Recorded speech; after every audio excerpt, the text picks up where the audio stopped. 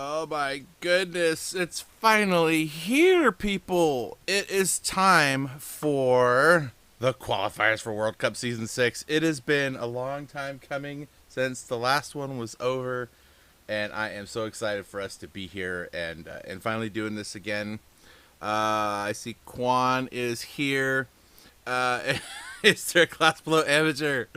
No, sir, there's not. No, there's not. So just a reminder to all of you watching, the drivers are going to be joining our lobby, and they won't be going on track until they are allowed through. As a matter of fact, I need to remind all the drivers of that. So give me a second while I do that, because I totally forgot to do that. It's very, very early here for me. Not used to being up this early on a Saturday. So we have a lot to do. 1 second.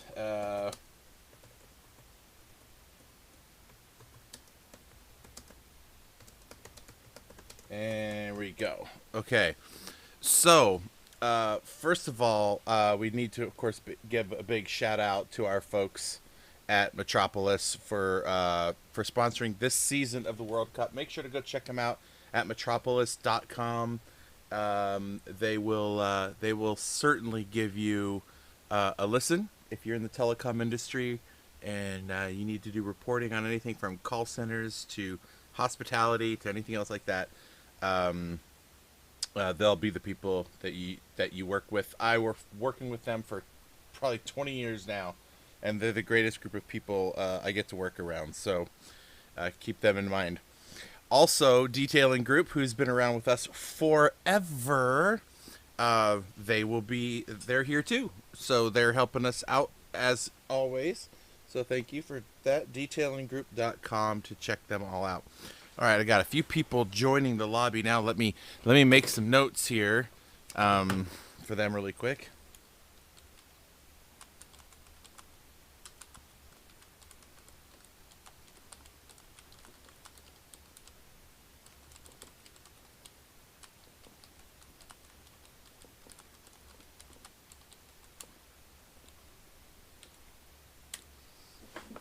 All right, just trying to get the proper stuff out so all the drivers know what they need to do. I got to write them down as they show up so that I can get their let them know who is coming first.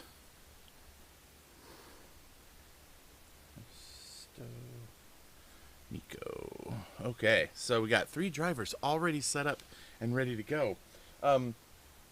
Before I forget, just to go over a couple of things. Pardon me. We have our schedule here. This is how the races are going to be panning out. We're doing the qualifiers today. We're going to do 4 hours this morning with an hour break, 4 hours this afternoon, an hour break, and 4 hours this evening. Today and tomorrow. We have almost 100 drivers that have registered to qualify.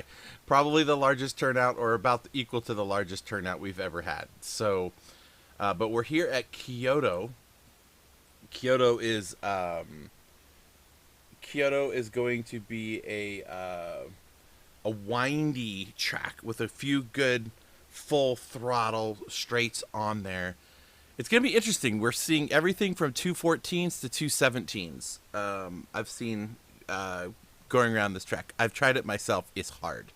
It's really hard. So these drivers are up for a real challenge. That is for sure. Well, you know what? We should just get right to it. We've got drivers ready to go. Let's see if we can get anybody out here. So Quan was the first one, a brand new RWB driver. Let's see.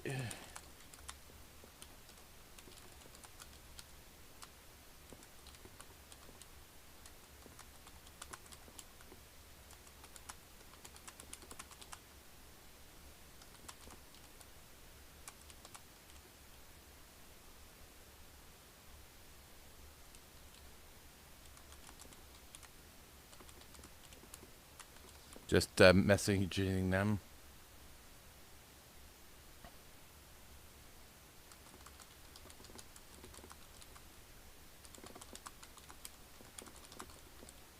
I'm going to type this very same thing out probably 100 times today. Just making sure all the drivers know what is going on. And what we're going to be doing is we will be, there's no tire wear or fuel wear. This is straight out exact settings in the lobby, in both lobbies. We're going to have a second one up as well here in a little bit when Venom gets around. And yeah, so this should be good. Let's see. He's in his car ready to go. We're going to be writing down our times that we see and confirm with the driver from their end what they see. Let's see. Am I getting audio in here? Let us just see. If you can hear the car and my voice, please let me know.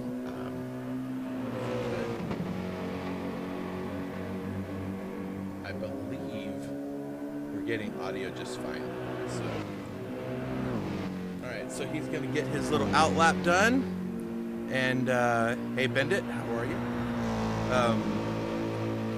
He's gonna get his outlap done. Once his outlap is finished, we'll start paying close attention. He's got to get warmed up. That's a pretty slick looking livery. That's a lot of anime on there. This is probably one of our most popular broadcasts that we do each year, where everybody is watching to see how each driver is performing. We will bring up, on occasion, we will bring up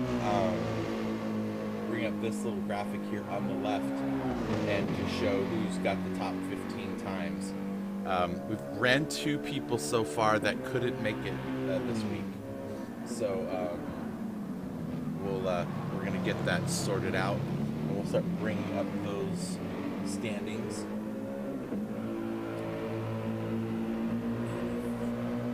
Let him do this while I try to find out why my other timing thing isn't working right. So stand by for that.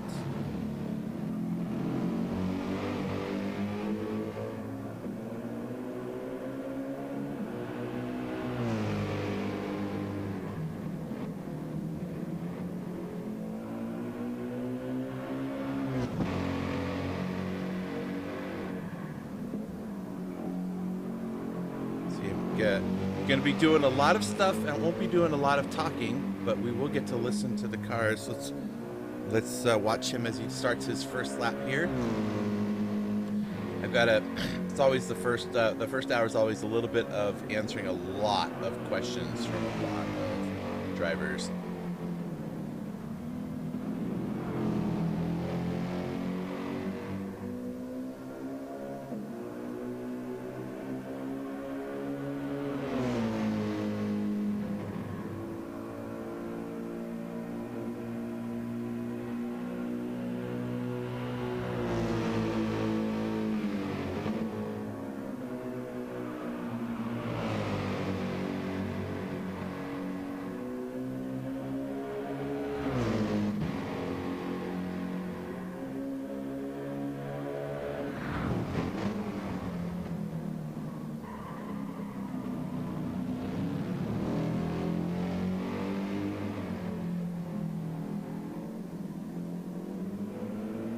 At least you get to listen to the car. I'm trying not to be too chatty, as I am trying to organize a couple of things for some drivers that are confused about a couple things. So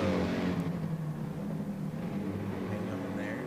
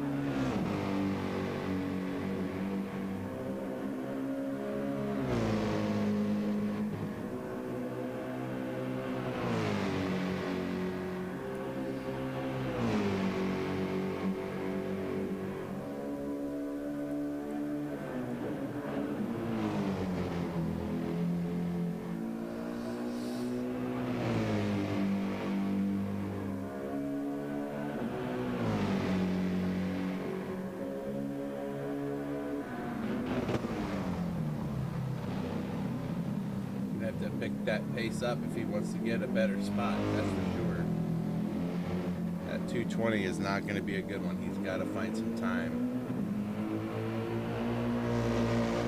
Let's see. He's up almost 2 seconds. That's much, much better. Much, much better.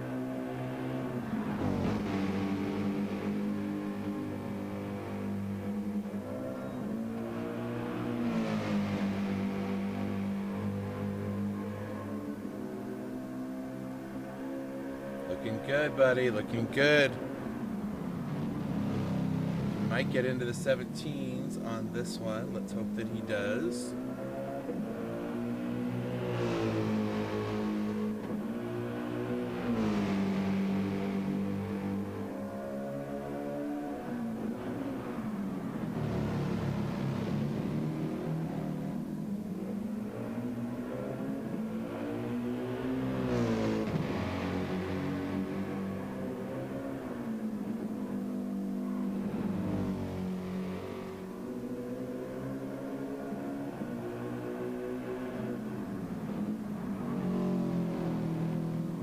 Lots of questions this morning.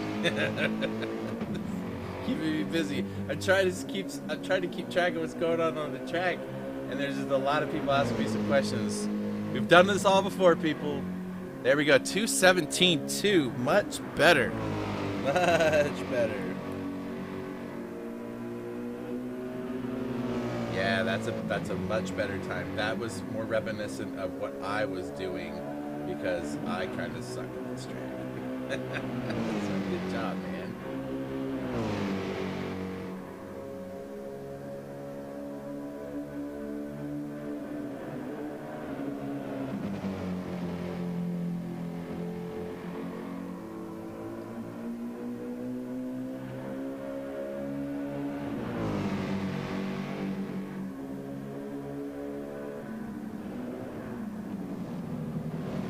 Good thing they get extra laps to just in case they screw something up, right? So that works out pretty good for me.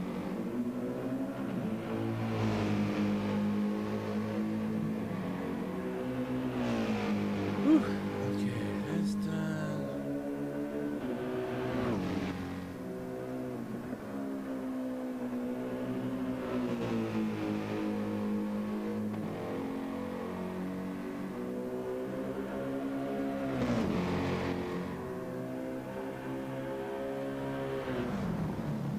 I think I got all the questions answered. Let's focus a little bit on our friend driving the course right now, RWB's newest driver, Quan. And let's see, how's he doing? We got a timing marker after the hairpin here. Let's see if he's up or down. It's a tricky corner to get just right. There's that timing line. What do we got? No, he's down by half a second. So far, 2:17.2 is his best time.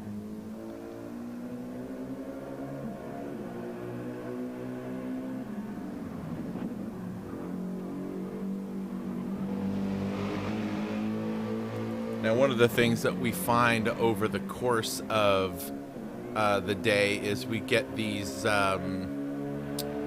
weird timing anomalies.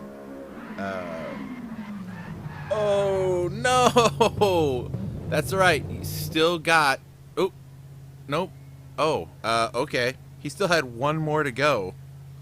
That's gonna be it because he doesn't have an outlap. Okay, well... Let's see.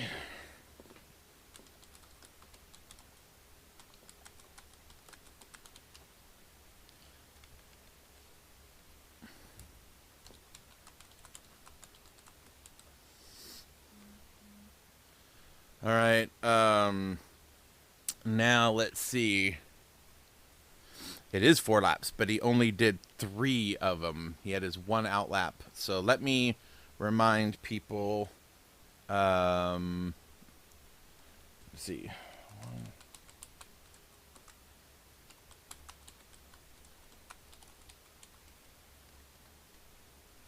All right, so that's our first one. So I will document the times momentarily, and we'll bring information up as we can. Nope,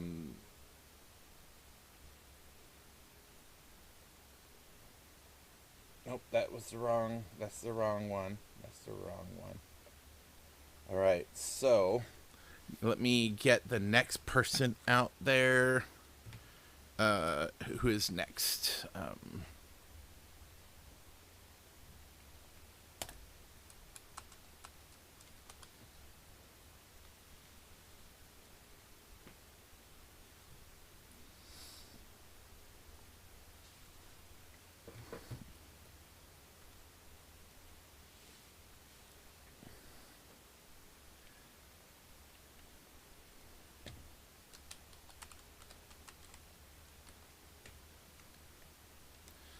All right, I want to make sure nobody is still there, and Hersto can get out on the track. There we go. And now we're just waiting for him to head out onto the track.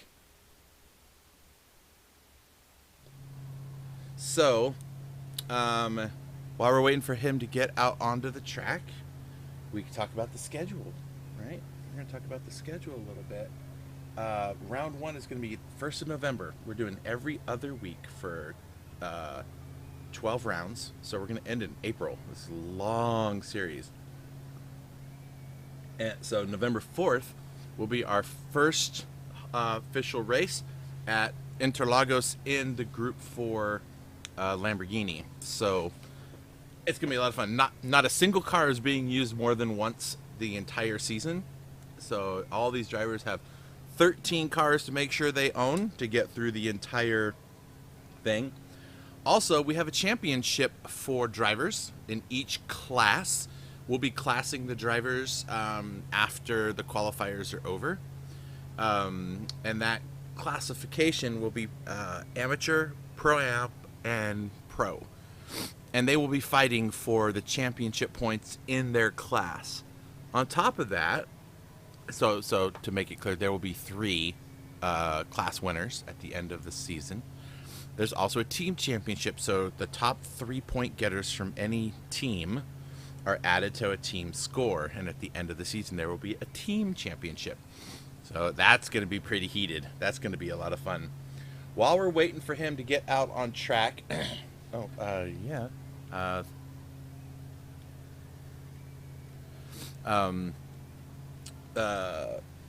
coming up later next week, we're going to have the Gentleman's GP that goes on every week. So don't forget to keep an eye out for that, guys. If you like tuning, and if you don't like tuning, you can go there and show up, and they'll give you the tunes that work for the cars. So that's coming up here on Tuesday. Also, we have more stuff to talk about later. Let's get to some drivers out on track. So I think this is you know what? I'm gonna change the name on the car and go to online ID, because that's Hardwire. That's what I thought it was. Okay, I was trying to figure out who that was. Oops, wrong buttons, Chris. So this is Hardwire from Black Flag Racing. We're gonna let him go. While he's going, I gotta move over to my other screen here and get the time entered for.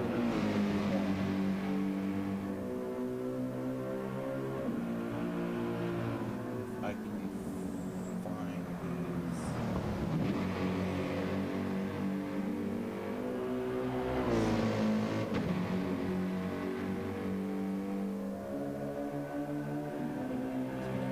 while we're on the outlap here.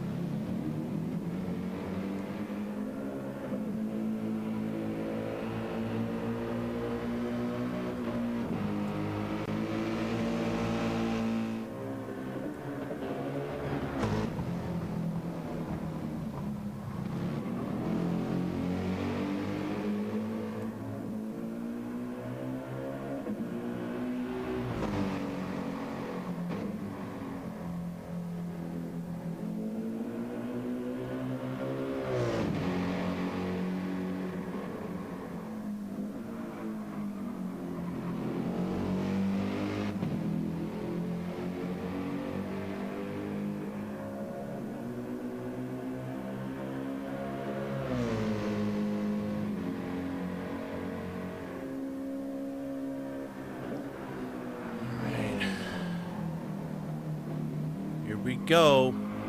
First hot lap.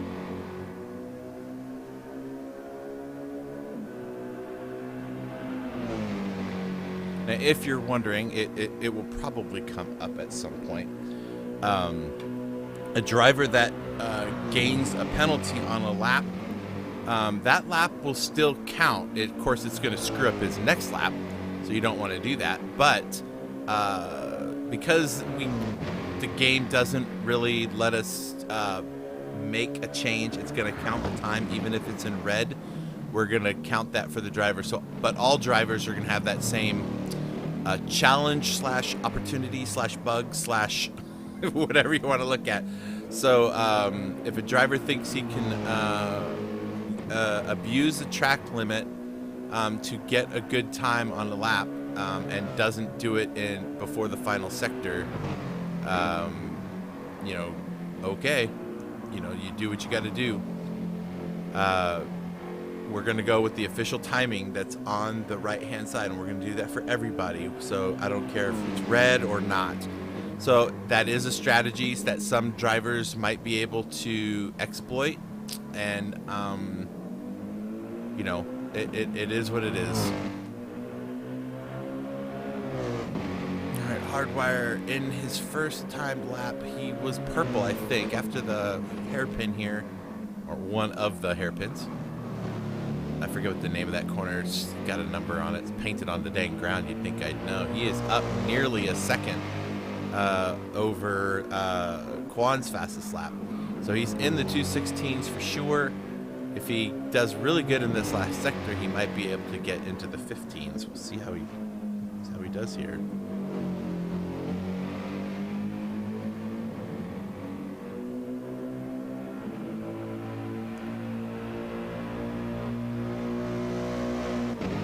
Ooh, a 2:16 181. So close to those 15s.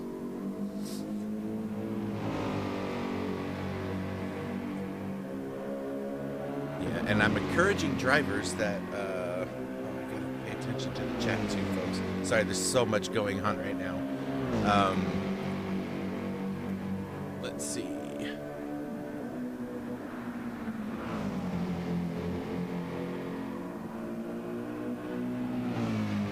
Elderly class. That's funny. The elderly class. That's good stuff. I do have the. I do believe I have the correct timing up so far. I can just bring it on. I can bring this up really quick so you can see it inside. So these are. We've only qualified 3 drivers so far, and these are the current times for the drivers. We'll keep an eye on this list as we go through the next day or two. The top lobby 1, is where the most points are going to be, where all of our pro drivers will end up. So we'll bring this up during during our opportunities to display it once we get some more people on it. So just so you know what's going on. Right, let's see. Why can't I remember what this number is? Is it 234, 235, 3 something? Something R? 35R? I think it's 35R. All right, here's the timing line. Is he up or down? I think he's a little bit behind. Yeah, there was that wiggle that he had earlier on.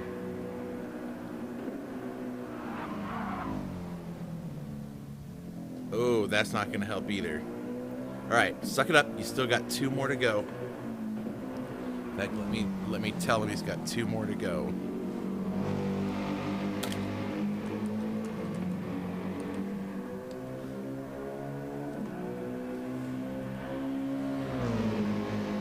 All right, so that was a 2:18.954.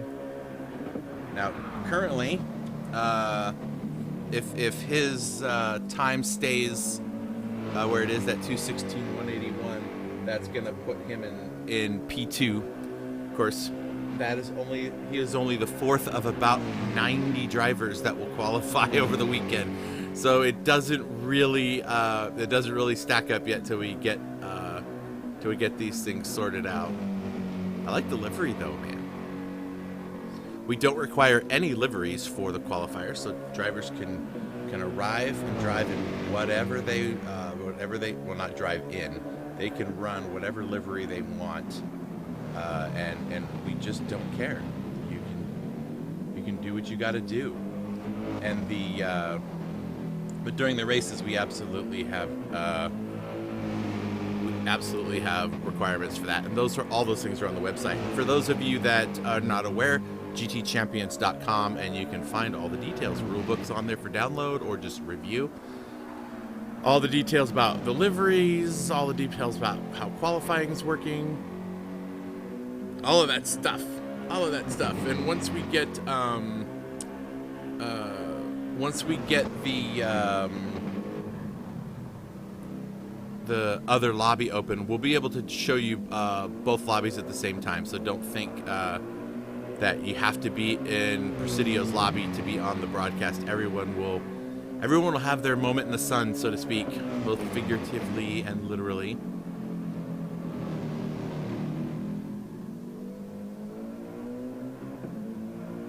Oof.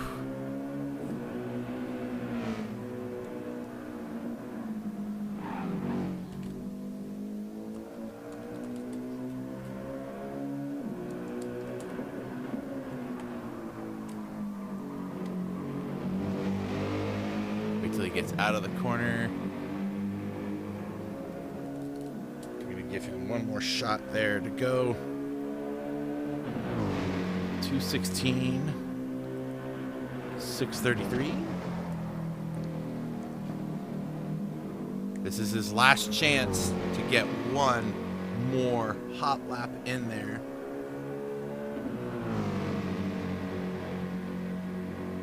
You know what I totally forgot to do? I totally forgot to get my lobby helper. Normally we have one of our staff who sits in the lobby and organizes who's showing up and in what order, as we're focusing here on what's going on track, and I forgot to get anybody to come help. All right, so far, Hardwire is having a better lap. It is by minuscule numbers, but he's having a better one nonetheless. This is the trickiest section to the track for me. It's getting through these corners just right and not losing any time. He is up by just barely. These S's, you gotta get these just right. Then this corner, this is the one that I can never seem to get sorted out. Like, a lot of drivers go wide, some drivers go inside, and getting the throttle just right so that you can get full speed coming out. And he's up still. He's just staying up by like a couple hundredths of a second. Keep this one nice and tight. Don't get loose. Come out of there in second gear. Very good. Up the hill to 35R, which is the hardest braking zone. Not braking zone, hardest one, but like you got to get this one right, and it's a lot longer than it looks. Like it's all the way back. There he goes. Ooh, a little wiggle that might cost him that time.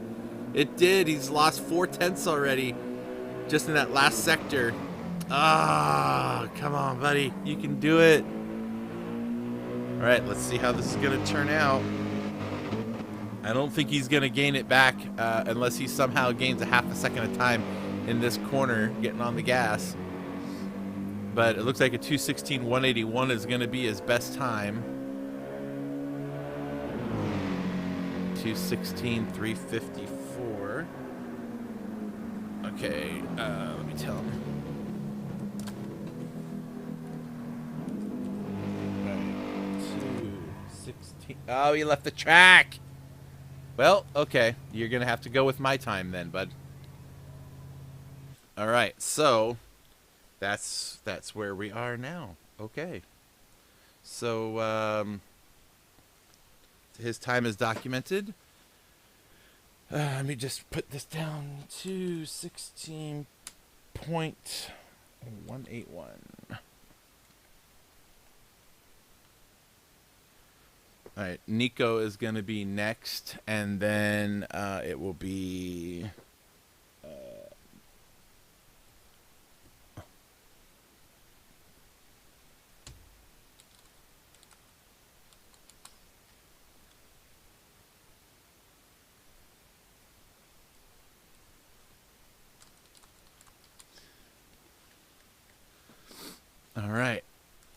So, now we'll just see who is going to be next. I don't know who Durgaz is. Well, we'll figure that out when they come. We got a ton of new drivers, so it'll be very interesting to see how each of these new drivers sorts themselves out.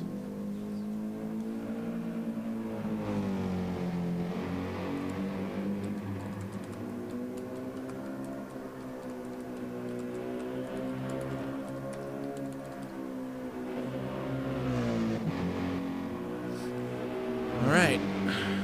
While he's on his outlap, I'm going to document the time.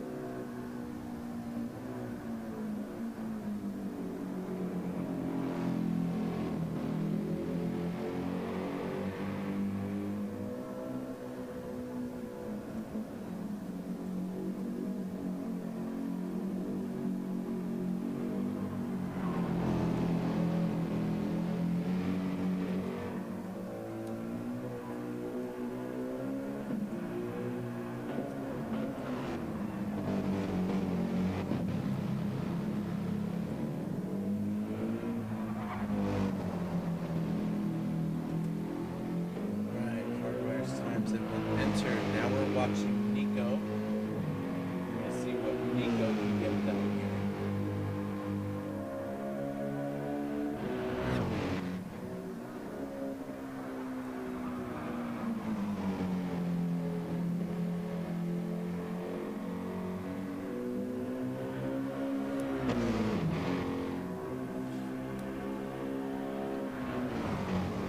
Nico is a pro driver. I'm pretty sure he was racing in the pros during the BMW Cup, which was our last event where we first started using the class system instead of divisions. So I expect to see a 215 out of this guy on track. We shall see. We might even see 214s out of some drivers. So it should be very interesting to see how things play out. All of my tools up. It's taking me a few minutes to get my stuff together. Just stand by here. I got a friend request. Somebody wants to get in the lobby. So I gotta accept these guys. Alright. Here we go. Nico's first hot lap. It's crucial to get a good exit out of the final corner to set up for your first lap. Looks like the way that his car is maneuvering, I want to say he's on a controller. It's very, very, very reminiscent of controller. Like it's not smooth turning inputs, but I might be wrong. All right, so he is up already on the fastest lap. If he can gain another 10th or so, he'll get himself into the 215s. Now, he's got 4 laps to get this done, so we'll see how he moves along. After Nico, we're going to see Diabolus take a run at it, and then A. Durgez. I don't know who that is. We'll see what his nickname is, so we can keep track of his progression, his times. There's those 2/10. That is the 215s thus far, if he doesn't mess up the final few sectors.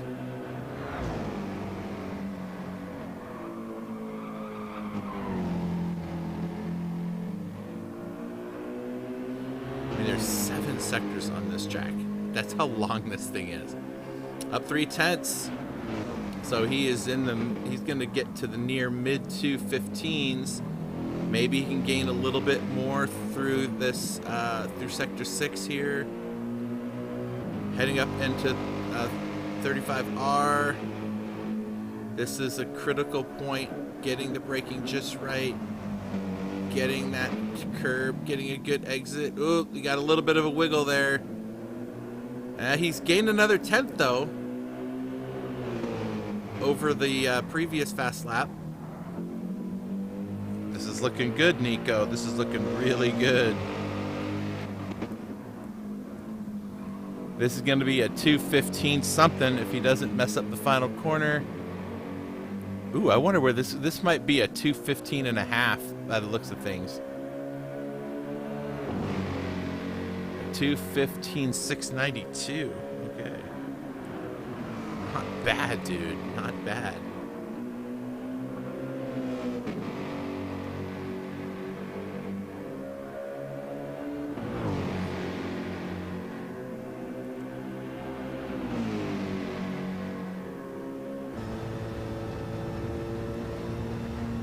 Go on board here.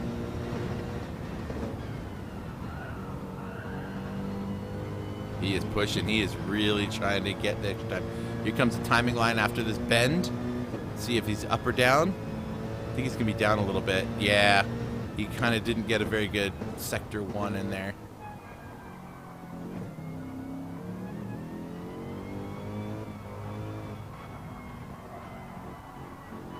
Roll all the way out. Get all that curb. Use it. Can he get some time back? He does. He actually got back almost exactly what he lost. So he's back purple again. Gained another 0.03 of a second. Keep it tight, keep it tight. Get on that gas.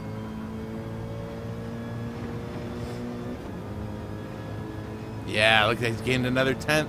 We're looking at it. He might get a 2:15 and a half by the time this is over when he gets warmed up and going.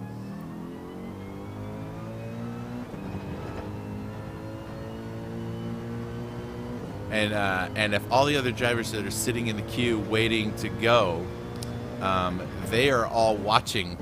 How is he doing that? I need to do it that way. There he is. That is a 2:15 and a half something. Let's see if he can keep it together.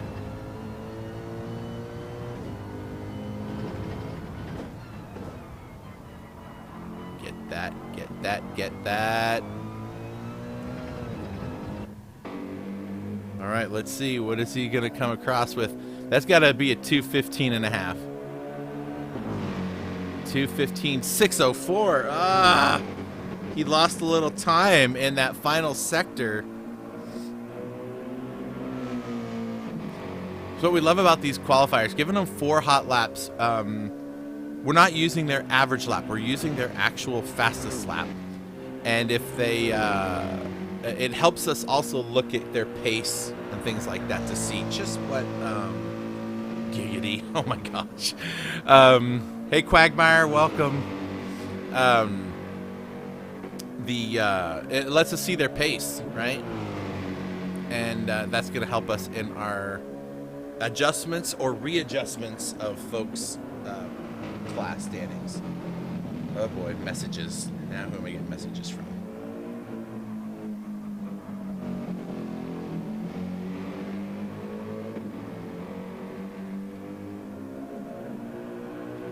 Yep. This is how the weekend goes, folks.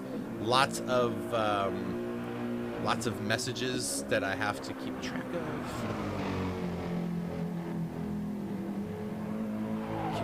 Everybody and what it is they're trying to do.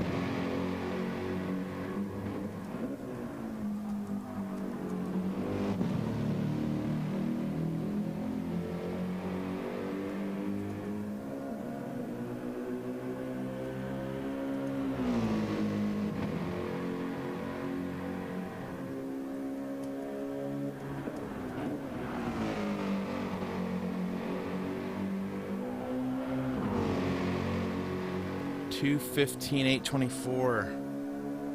Ah. Okay. Last chance, buddy.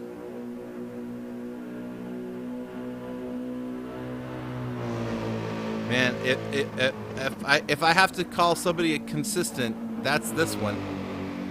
Two 15 sixes and eights, like that's pretty consistent. I really wanted to see him get that half. Okay, he's looking for it now. So he's all warmed up. He's found all of his spots.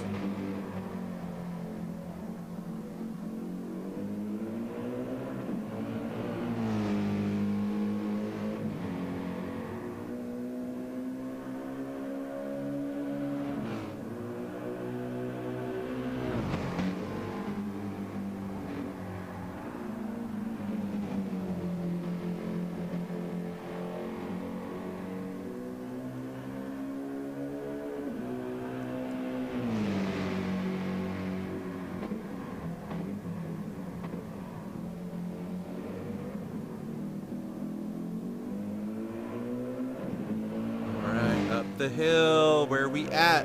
You gonna be up or down? That was a rough sector. Coming into 35R. Sharp hairpin all the way around. Back up the road. Hit that timing line. Purple. Hit it. Purple. Ah! Doggone it. Oh no! And that'll do. That'll do. All right, so his time is going to be a 2:16.604 is the time I see. Let me let him know that.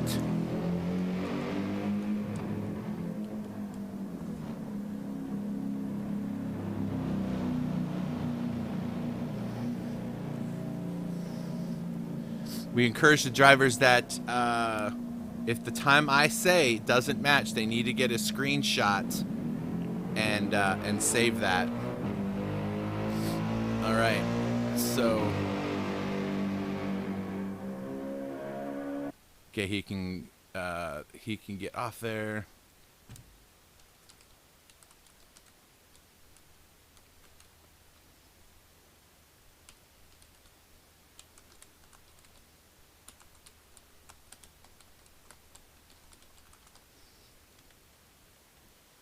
Okay, okay, hold on.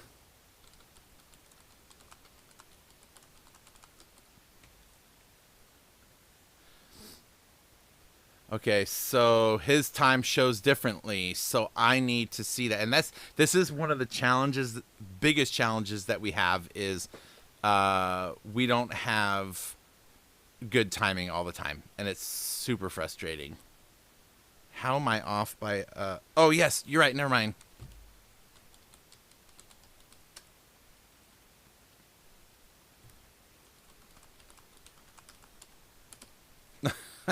I wrote 15s. I don't know why I typed in 16s.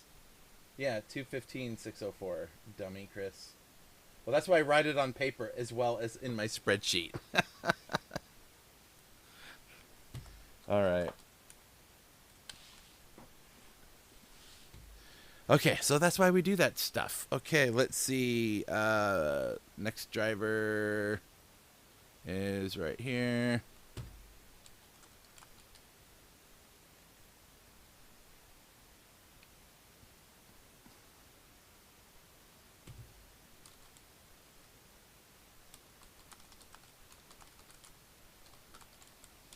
Thank goodness we have keyboards on this games that we can use stuff for. That makes life a whole lot easier. All right, so we're gonna see Nephilim out here. That's Benjo. He's gonna take his shot out here. He's trying to warm up his tire a little bit. There is no fuel and tire wear, but all of us in the community have come to the very real conclusion that you still have to get the tires warmed up. Like, they don't wear out, but they definitely need to get time. So, yeah, we'll see how it goes.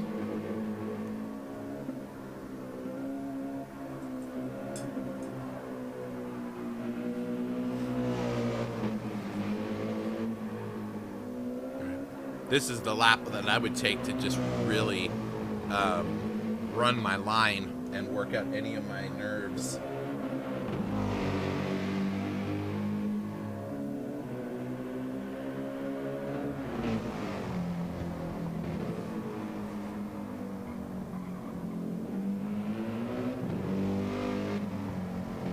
Now, Benjo here is one of our amateur drivers. I don't know if he's improved in the last little while. I haven't got to see him race in a bit, so maybe he's moved up into the Pro-Ams. We'll see how that goes. Get warmed up. See what kind of laps he can burn out here.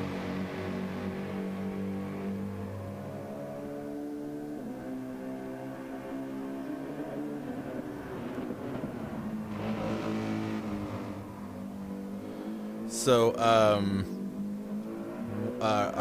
their team captain for RWB, he actually lives in Austin, Texas, and that lucky son of a gun is going to be at the Formula One races this weekend. So that's why we qualified him yesterday, because he wasn't going to be able to make it this weekend. And I was talking to him yesterday, and he's going to send me some video from the track a few times during the weekend, so hopefully we can bring those up and show them to you, just to see what it's like living out large at the Formula One race.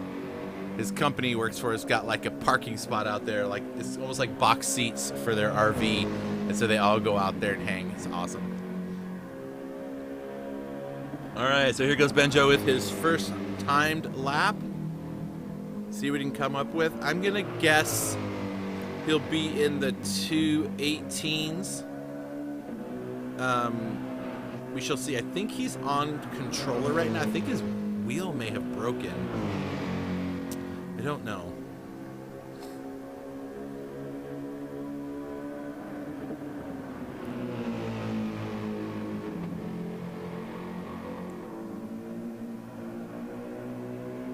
Looking pretty good, looking smooth. Got a good line. Trying to get all the way over and get every bit of the track that he can.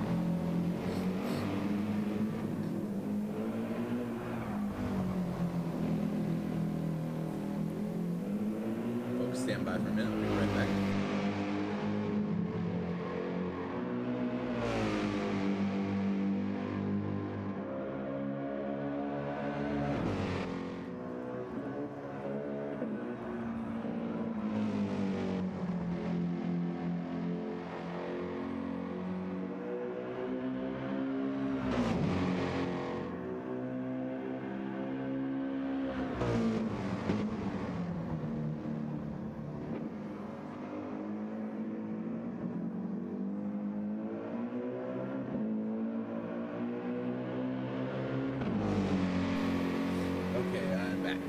Sorry about that. It is a busy weekend in the Presidio family home, and a lot of people moving and going all over the place, except for me. I'm just sitting here watching race cars all day, so I got the best of it.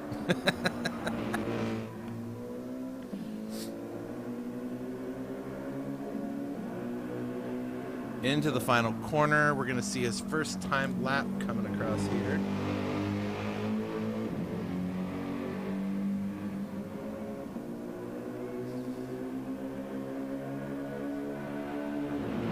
Ooh, I called it. 2:18.467. I'm getting pretty good at this stuff, figuring out where drivers are going to be.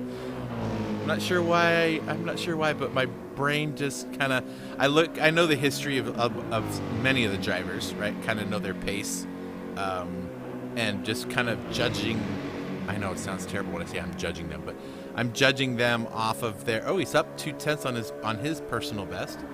I'm judging them against the other cars that I've seen and understanding pace and trying to figure out where these people land. And I have to come up with stuff to say to you guys because, otherwise it's really boring, right? Armanis, hey, buddy, good to see you. I'm a little late on some of the comments, by the way, folks, because I have like 4 screens I'm looking at, trying to keep information going. So I'll try to get to your comments. Ricardus, there you are. What's up, buddy?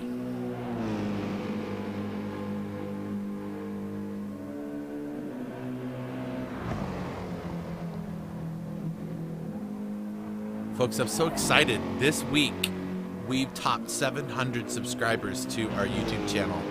It was a goal we've been trying to reach since about springtime. And our social media director, Lee, also known as Spider, RWB Spider, it's been something he has been working on and jonesing for a long time, and we hit that this week. And we hit that because we picked up like 30 new subscribers over the last couple of weeks with the implementation of pardon me, of a GT Champions TV broadcasting service. It wasn't even really a thing that was going to be happening. It just worked out that way, and we started broadcasting our first iRacing events for a league that is doing NASCAR Craftsman truck races. And it brought a whole bunch of new people in, and we're going to be doing 2 more of theirs this weekend coming up. We'll have more details as we go through the broadcast, but we did that, and we hit our 700 subscribers, so we're super stoked about that. So make sure you like and share this out so we can try to get some more and get more people seeing what GT Champions puts together for everybody.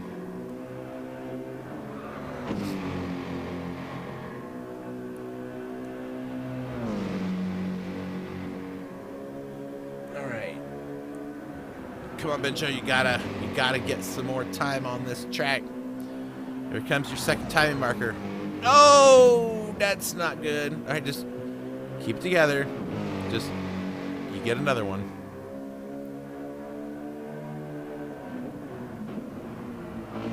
He has got all the GT Champion sponsors on there. Detailing Group, Metropolis, Hypre's on there. Nice. We really do love our drivers. They really do like to support the sponsors that help GT Champions be what it is. Our 100% goal is to keep our Gran Turismo races going. Not going to stop.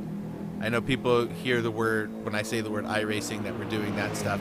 We're not doing that instead of. We're doing that in addition to. Gran Turismo is our baby and always will be here. And we will always be running the World Cup here. We'll always run some kind of manufacturer cup. So, yeah, and our goal is to always make it free.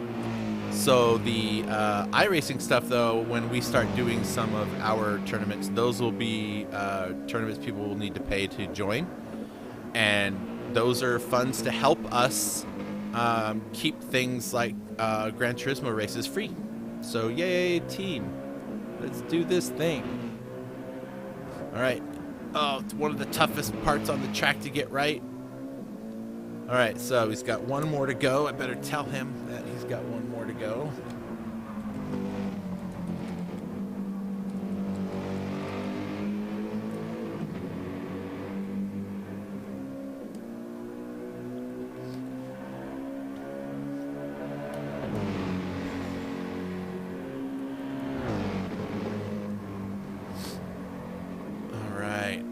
See if he can get better here. Need to get into those into the 217s if he can get there. So many people have been asking, you know, well, how many people get to race? We've laid this all out in the there you go, Benjo. We've laid these all out in the rule book, and we've talked about it. So the 70, we're going to qualify over like 80 to 90 drivers if all of them show up, right? We'll have like 95 drivers. Only the top 75 are going to be guaranteed into the first race, into the first round across 5 lobbies. The rest of them will be on what's called the bubble driver list. So they will be in order based on their qualifying time. Now, if for race 1, and this counts too. If you signed up as a reserve driver, there's no such thing as a reserve driver. It just means that you've indicated to us that you don't think you don't think you can, or you don't plan to attend all 12 rounds. But you still, if you qualify here in the top 75, you get to race, period. End of discussion.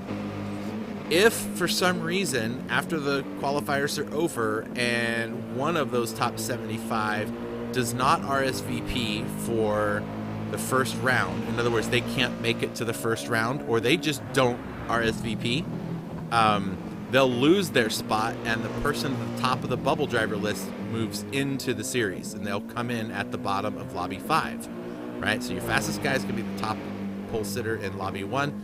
The slowest driver, the bottom, number 75, will be at the bottom of lobby 5 and start at the back of the field. That's how it's going to lay out. If for some reason multiple people aren't making the first round or don't RSVP, the bubble driver list is accessed.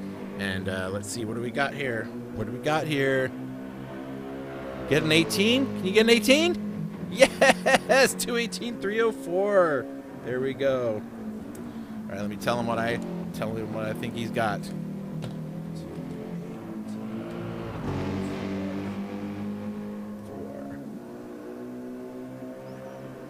Okay, we're set.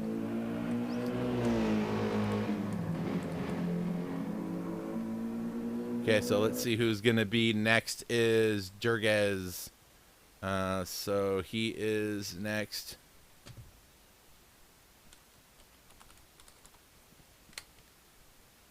Green track. Whoops, I meant green. In other words, go.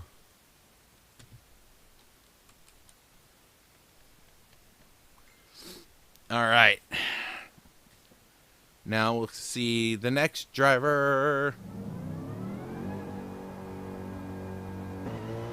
All right. Actually, I wanted to see what this guy's online ID is. I don't know who this is. I don't know who this person is.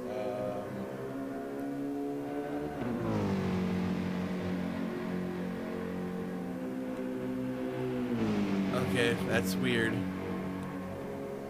Let me look and see if I can find... I don't know who this person is, folks. Like, I don't recognize the name as a registered driver. So now I gotta figure out where this guy fits into this. Well, we'll write it down and then I'll figure it out.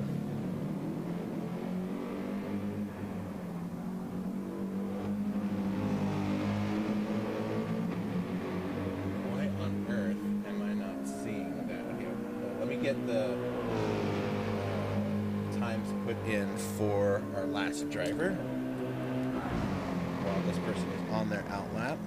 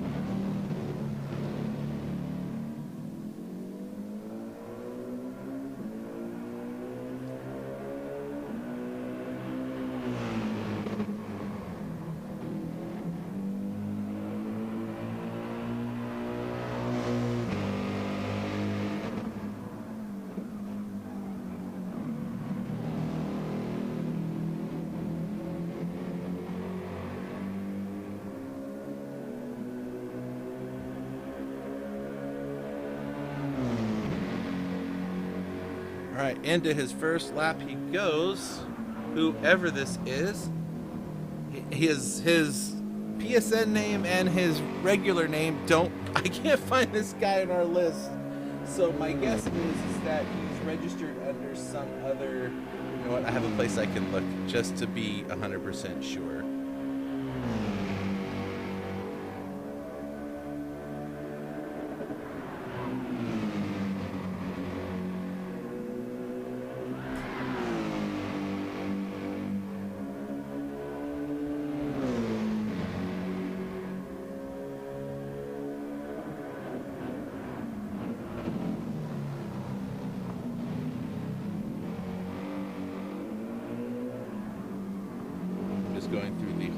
WordPress looking for anybody with the last name of Durgaz just to see if I could figure out who this is. I want to be able to talk about the guy and try to, you know, do something for him here.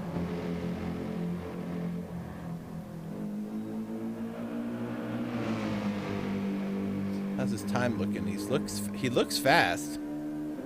Well, there's my answer. He does look fast because he is fast.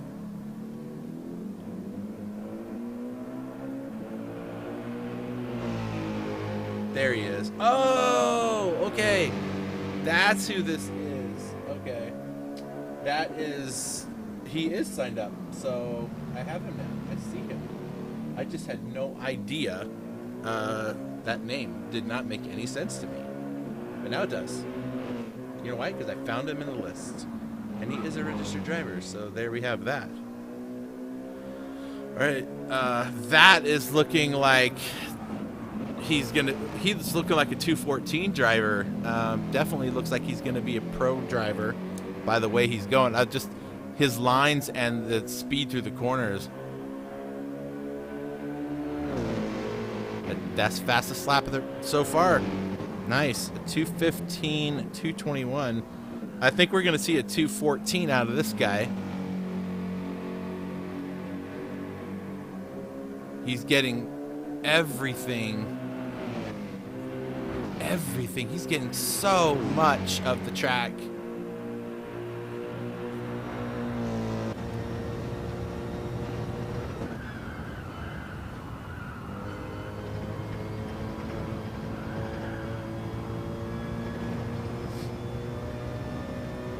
There's not an inch of the edge of the track that this guy is not using.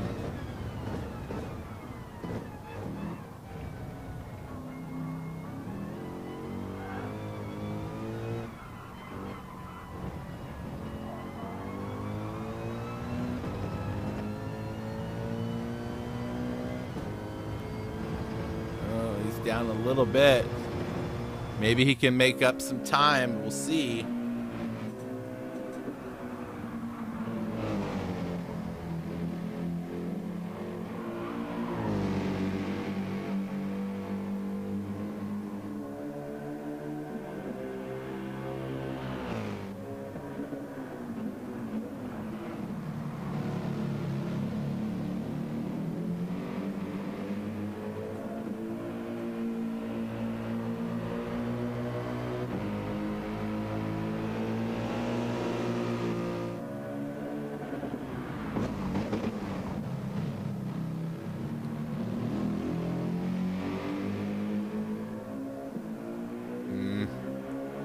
It's all right. You got 2 more laps to get it done. 2 more laps to get it done, bud.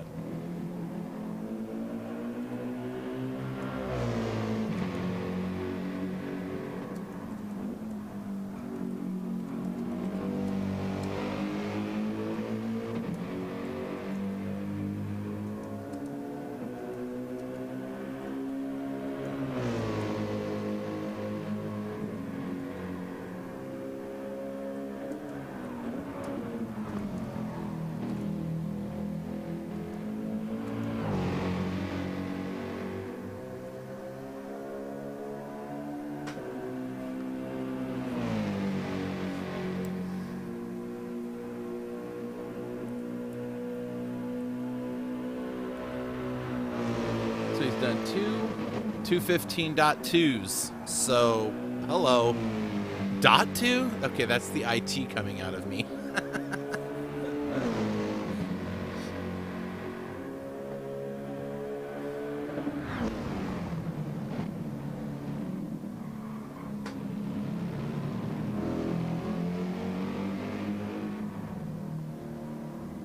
I want to see our first 214. That would be fun.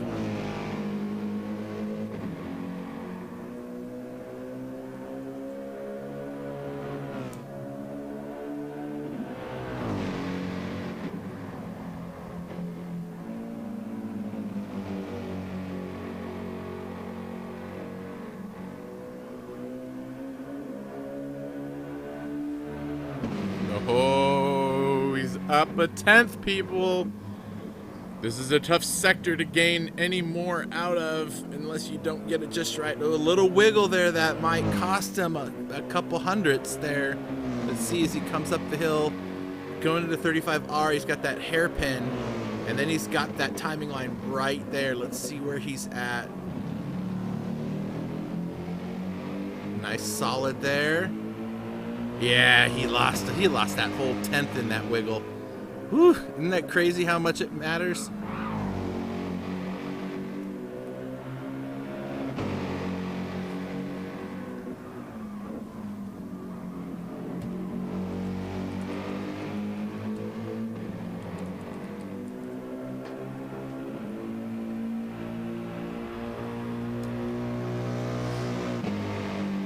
.215 flat. Look at that.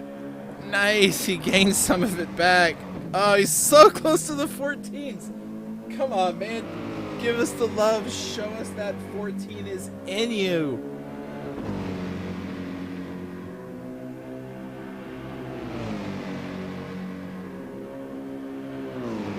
Olympic E-Series. Okay, this guy's Olympic Esports Series. I wonder if he raced. He didn't.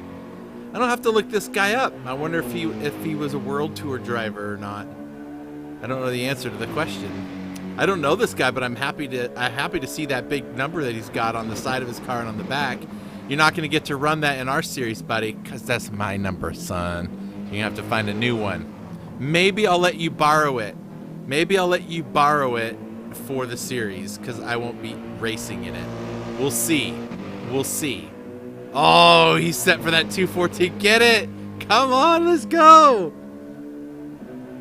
He is finding all this time.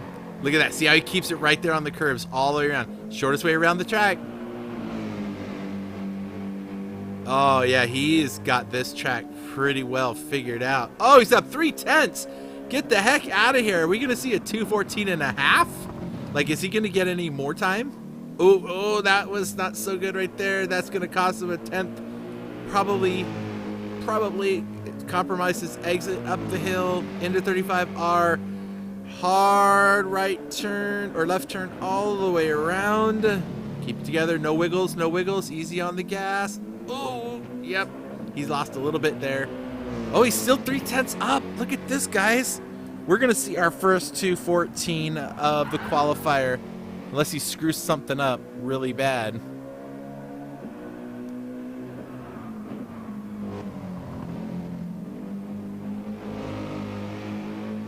Oh, nice, dude. Nice. Get that 14. 214. Ah, yes, 214. 935. Holy crap. Nice job, dude. All right, let me tell him what. No, don't leave the track. Okay. 214.935.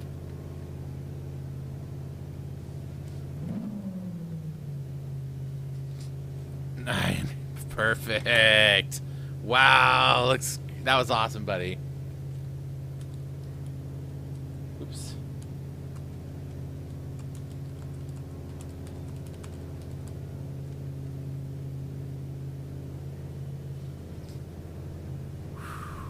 Folks, what? Yes, he has set the bar now, folks. He has set the bar for the for everybody now. All right, who's gonna be next? Monkey Man, I think, came in first. So I guess now,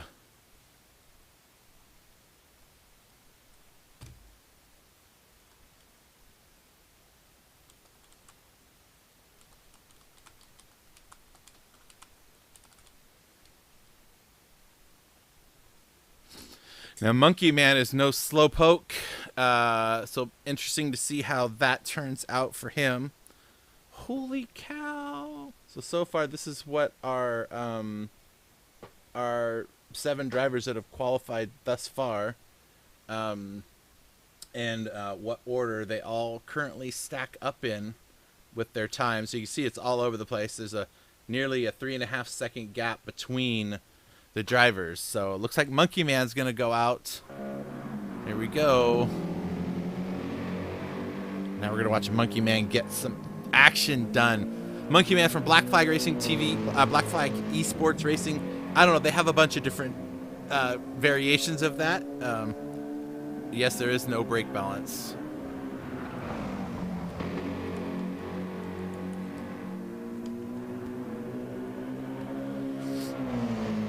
It is 100% full BOP, no time of day advance. So the entirety, well, it was laid out that everybody was going to have the exact same car. There was no advantage to the car from anybody else. So if no brake bias, no anything. It's looking a little laggy right now. Hopefully the timing works out okay. He's probably been practicing with brake balance, which would have been an error. We make sure that everybody is going to have the exact same car and track conditions. So it comes down to the driver managing the car, or managing their pace, not managing the car. That didn't even sound right either, does it? You all know what I mean. Full balance of performance, no extras. That car is so cool looking though. I do like that car. A little bit laggy right now, so hopefully he gets it sorted out. It may just be him, or it may be just us not getting a good signal from him.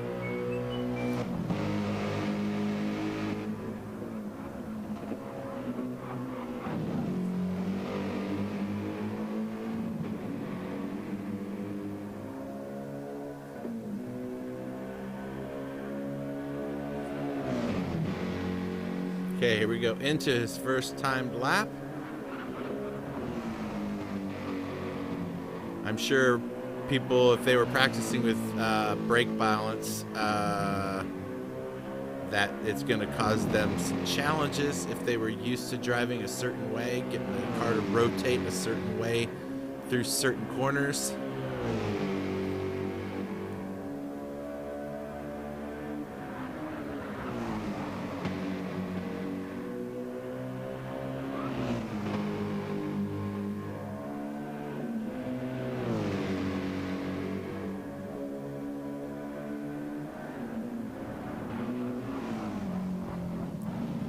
He is rotating this car just fine.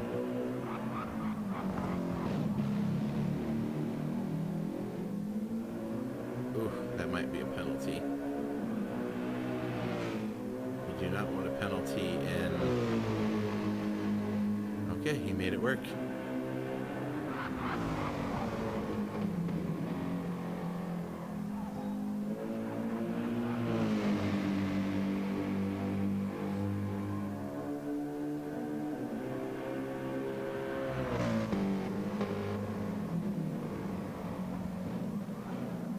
Oh, no. All right. That's all right. Just get it together. You still got 3 more to go. You got 3 more to go.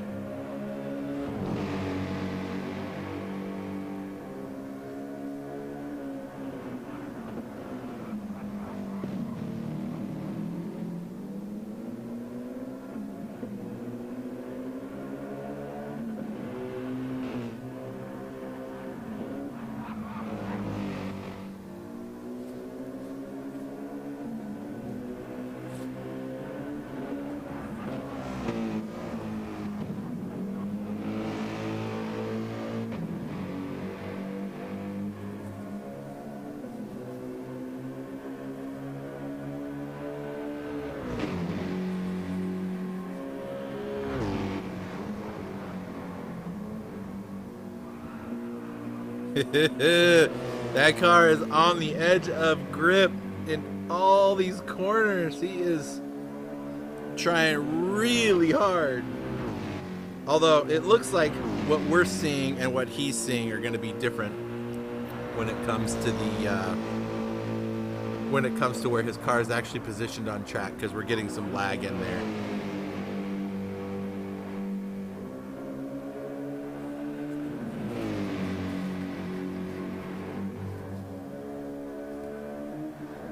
All right.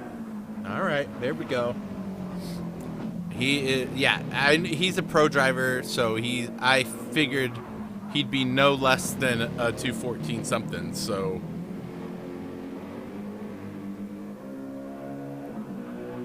Well, he lost a little time.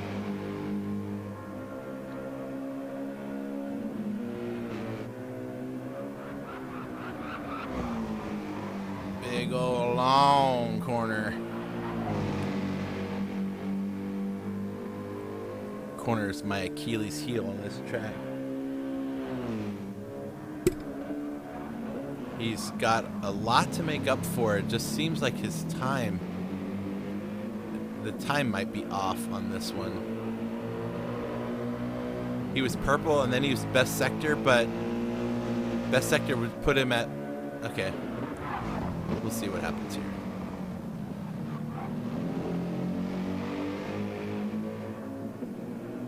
There he is. Okay.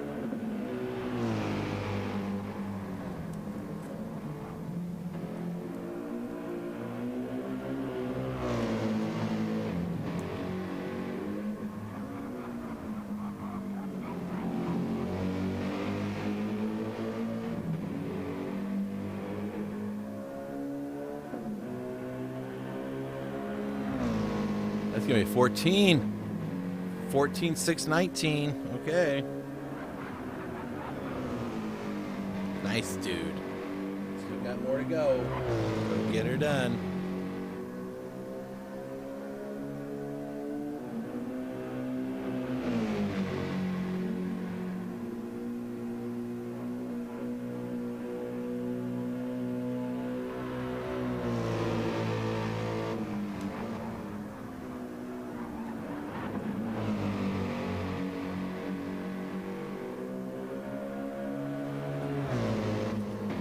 Where we at?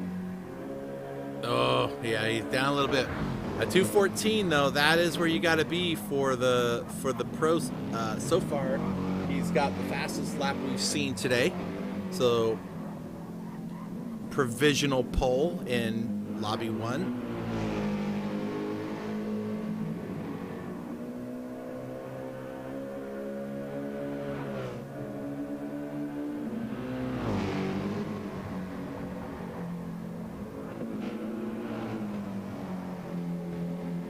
Our next timing line. Where we at, buddy? Where we at?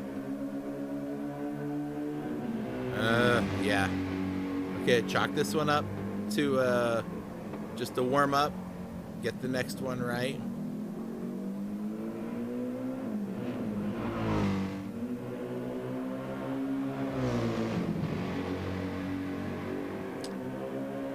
Into 35R. This is such a critical corner for time. There's so many drivers that lose so much time in this corner because they do that! And that costs so much time. Okay.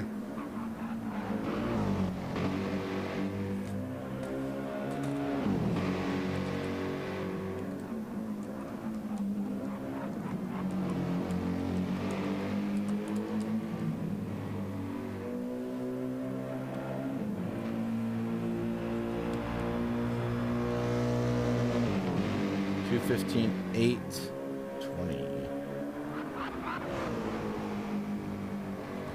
But a 214, 619. Yeah, that is a good lap. It's a very good lap.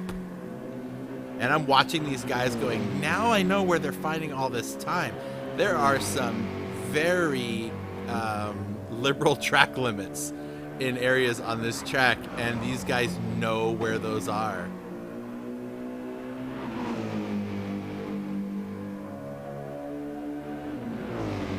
That's one of the things to do is follow on board with one of these drivers and just watch how they run the track. See, some go out wide out here, you know, but the previous driver, he hugged the inside to stay out of the marbles. So it's like a really different line that they both took, but they both ended up in the 214. So it's like, what? Hugging that curb. Trying to keep that up. That might cost him. I don't think he got on there like he wanted to. Oh, there we go. He's looking good.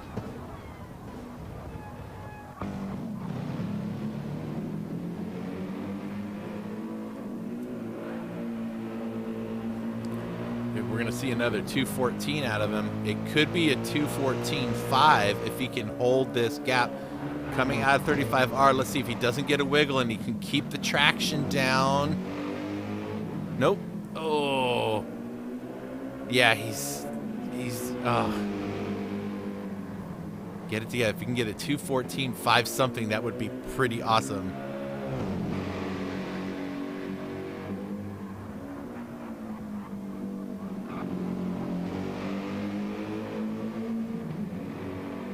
What's it gonna be? This could be his best lap. A 2:14.5 something. Are we gonna see it? A 2:14.301. Holy crap! Holy crap!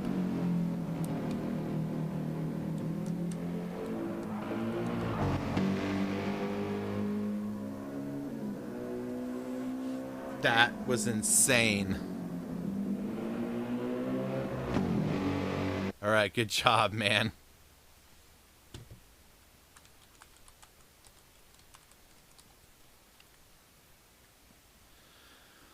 Whew, okay.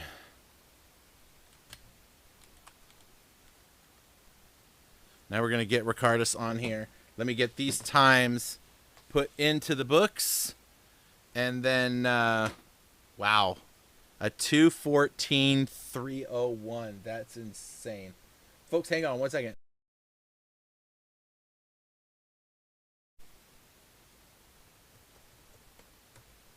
The aliens have arrived.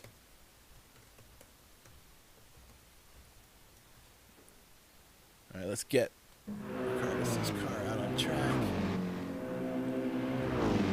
Another black flag driver. I'm not sure what he's going to do. He surprises me all the time. So we'll see what he comes up with.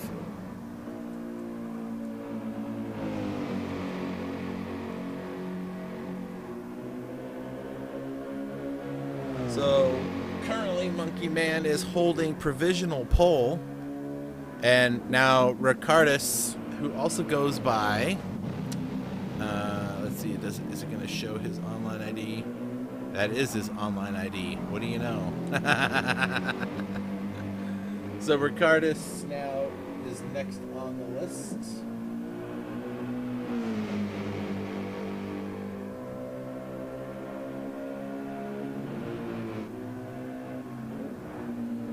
So we'll see how Ricardus goes. Gotta get a new sheet of paper. Page 2. Page 2. We've qualified 8 drivers thus far.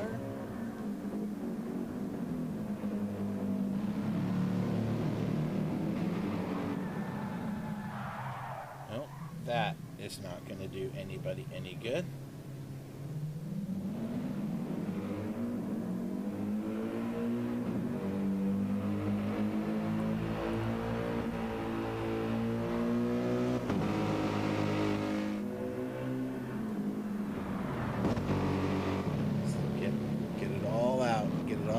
Your out lap. You got all the time in the world.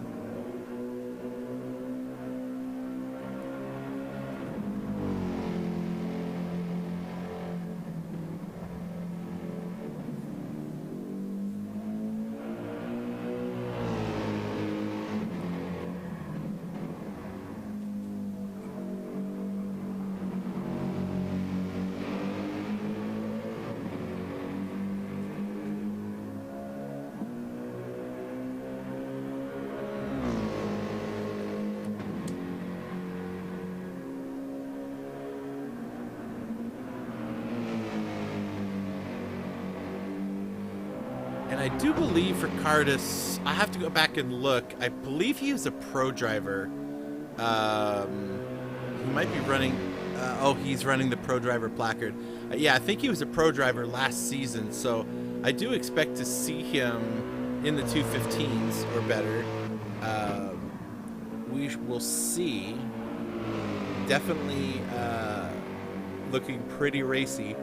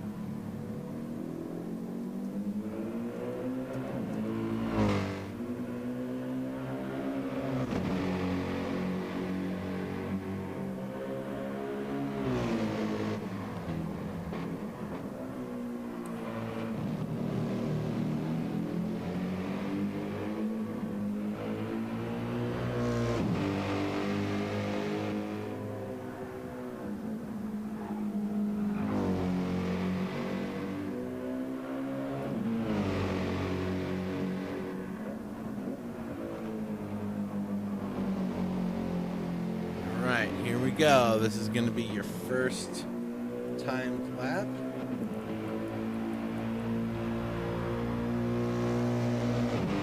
.216.526. Now, still got 4 more to go, so you should give him plenty of time to gather it all together.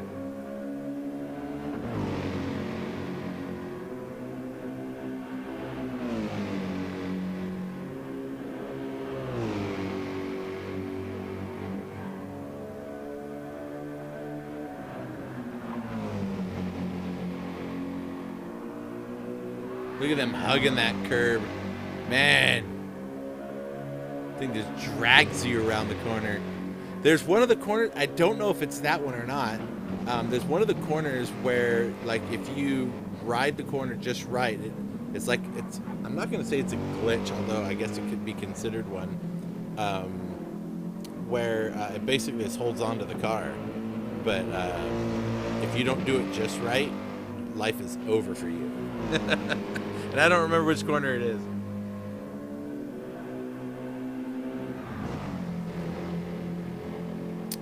Ricardo's not having the best second lap either. He is not a 216 driver. I think he's got 215s in him. I don't know if he's going to find it somewhere else on the track, but he's behind by, he's almost running a 217 now. So we'll see if he can sort that out in the next couple laps.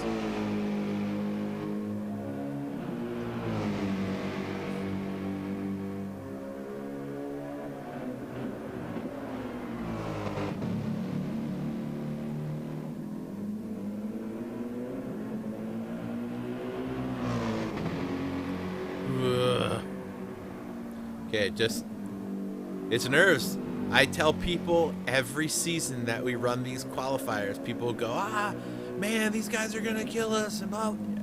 It's a whole different, when the whole world is watching you and when the broadcaster is watching you and you're the only one on track and all the focus is on you, the pressure becomes immense. All right, this is your chance to really get it going, bud.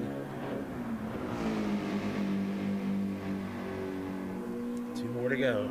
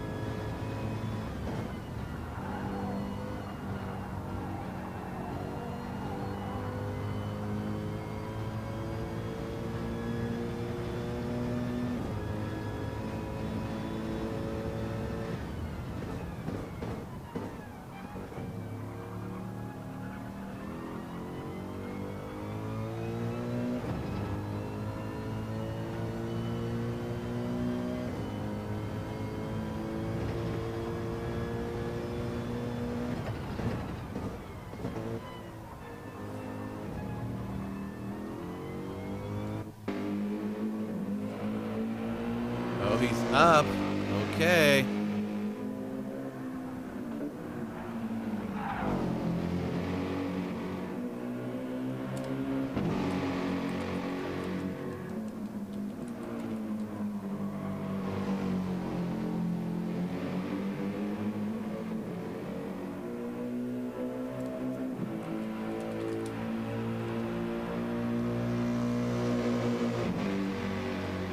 Okay, 2:16.394.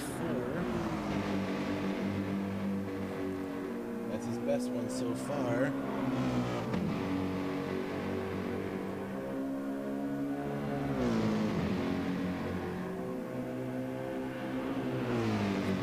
He's got to do better. Got to do better. You need to get in the 2:15s. Find it. Find it. It's out there. We just don't know where. It's funny, they look like they're doing the exact same lines. And I'm sure they've been practicing together for this. And there's 2/10. Okay. Find a couple more of those.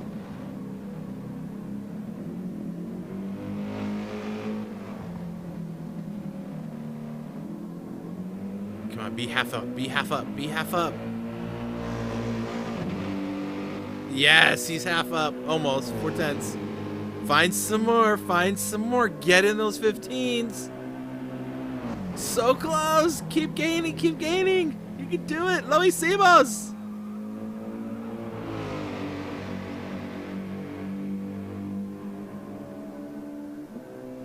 Uh-oh. He lost a tenth somewhere in that last sector.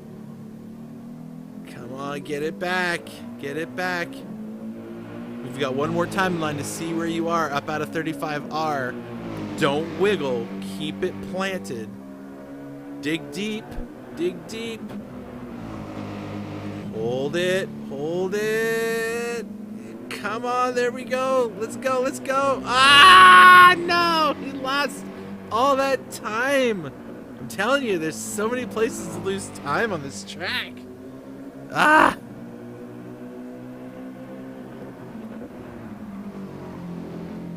It's a whole different story with all the pressure, isn't it, folks?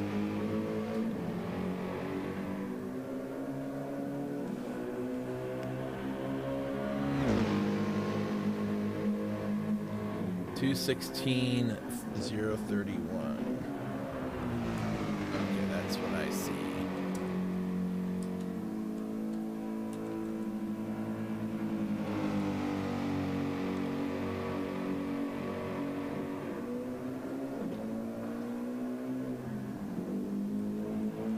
Gained a bunch of that time in just the final corner. He gained all that time. That's crazy.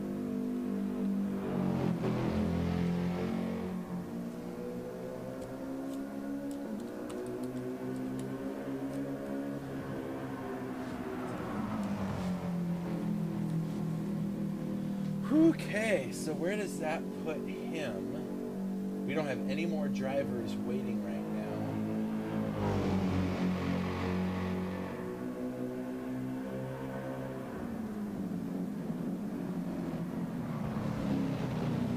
This is our current top 15 right now.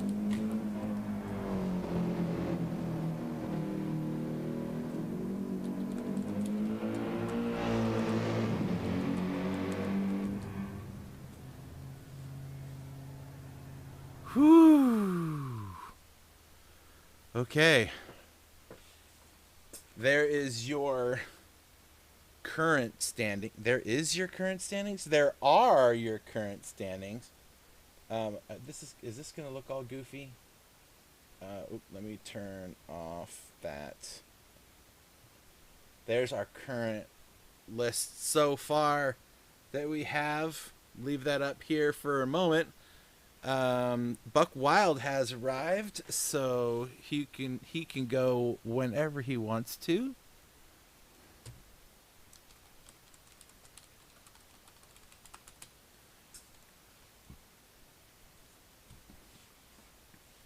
So anyway, that's currently where things sit right now. While we're waiting for Buck Wild to get out on track, Let's see.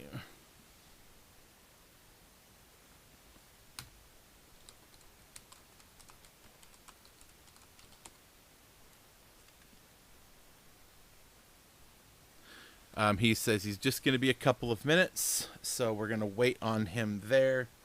Meanwhile, did you know that GT Champions is the best league racing group on the planet today?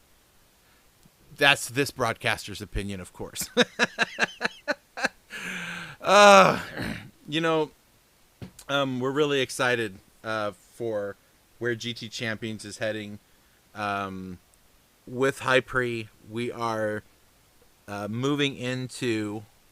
Nope, that's the wrong word to use because that implies something entirely different from what I am trying to say. We are adding and have added iRacing to our platform. Now we get to race both events. So we're going to have some drivers that are racing in both platforms, some that are in just one, some that are in just another.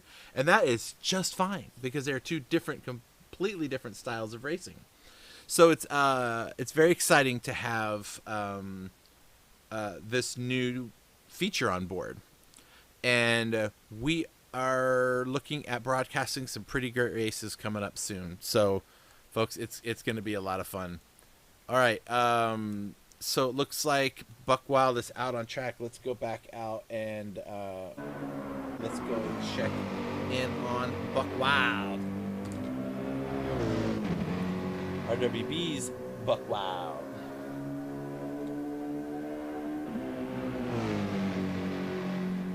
RWB's fielded a giant team for this season.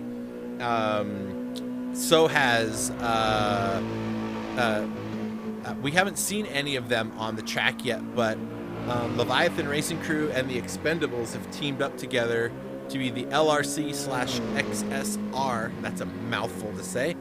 The LRC XSR. Oh my gosh, I'm not going to be able to say that during this whole season.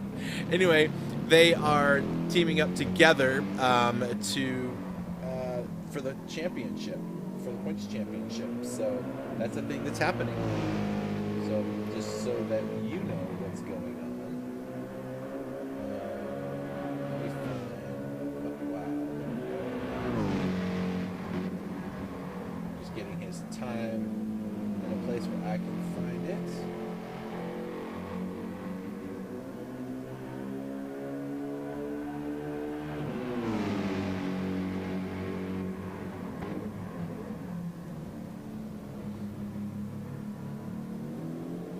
All right, let's see what Buck Wild can do.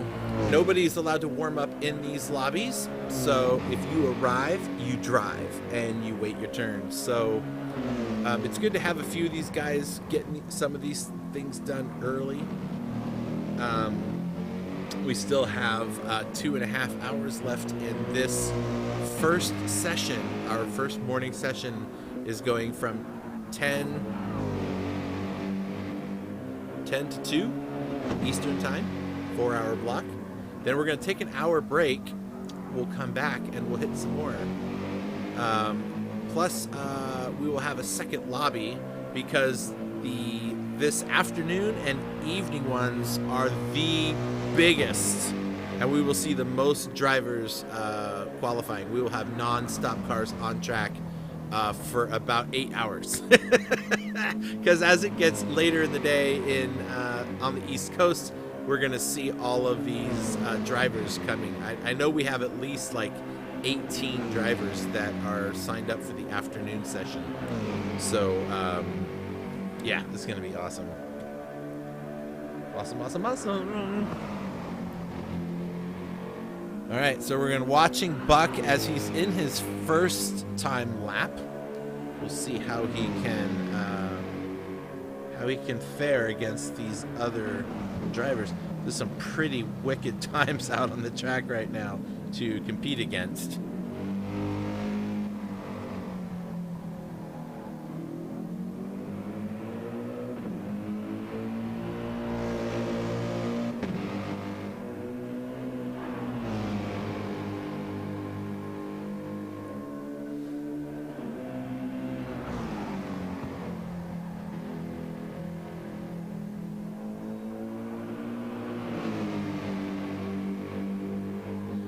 I think it is just, I still, you know, I've been doing racing for so long now, but like, I still get awestruck that we have so many drivers that can race on a track as long as this one and be within a second, 1 second of a bunch of other drivers.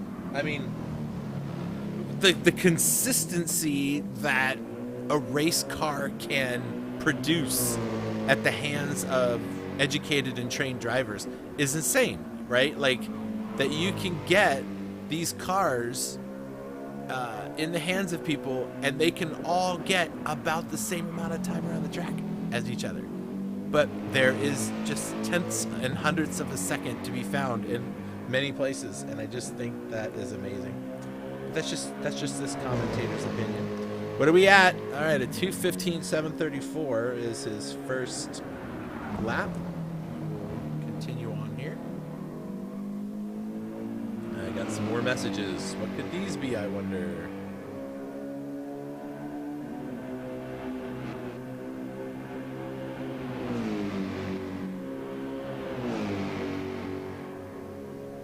Okay. The amount of work and effort that goes into putting on the World Cup, folks. It is just as stressful and it is just as much work planning, preparing, and everything to put on the series as these drivers spend practicing and making sure that they can do the best times that they can at each race. It's remarkable how much it takes. Like the graphics, Pixteca at Hypre, right? Hypre does all the graphics for us, and of course, don't forget to check them out, hypre.com. or hypre.com.mx. Like, there's all the graphics work that has to get done. Then there's all the race direction that has to get done by Venom, Agorski, myself, to keep all the scoring, all the timing, all of the other stuff together. And then we get my bestest buddies, Tatiana and Andy, that come in to do the broadcasting, and they come each week to make sure that we can try to broadcast and get these races commentated and live. And so yeah, there's a whole lot that goes on here, I'm telling you. And then of course there's all the driver personalities that we have to hang in there, Buck. All the driver personalities that we have to I'll use the word deal with, but you get some drivers with some hot heads, and you have to have talks with them and keep them together. A 2:16.080. Yeah, so it takes some work. Enter a couple of these in while he's going.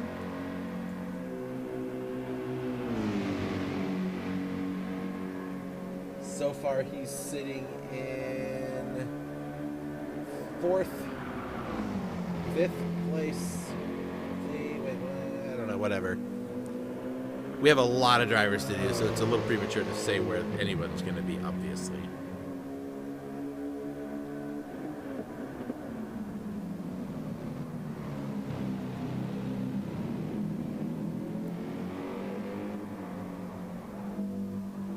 Got here. He's coming across the timing line here, right here under the banner. He's up by 2.5 tenths. That's good. That's 2:15.5. If he can keep it together, he just lost a little bit coming out of there. Hugging that corner, get a good exit. And he's up. Oh, he lost 2.5 tenths just in that sector. Do you see how difficult it is to get it right in every sector? And then when you wiggle the car like that, you lose a bunch of time. So it's insane how much it takes to keep the car exactly where it needs to be.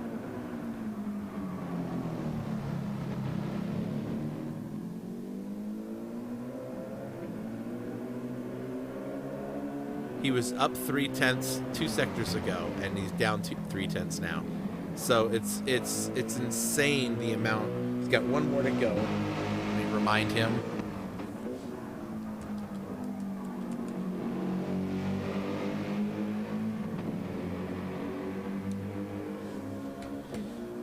So I don't want people to forget that they get one more lap. 2:16.114.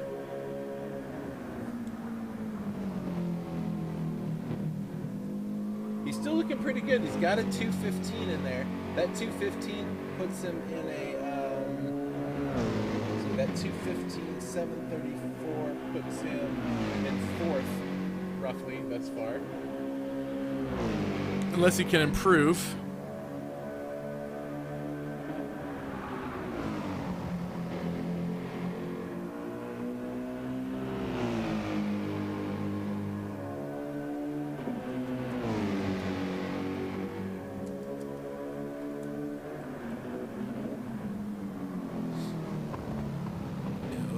That's a tough corner. You're going up a little hill, and it just, it's like every sector. This track is probably one of the most technical tracks, and this car is not the greatest car for this track.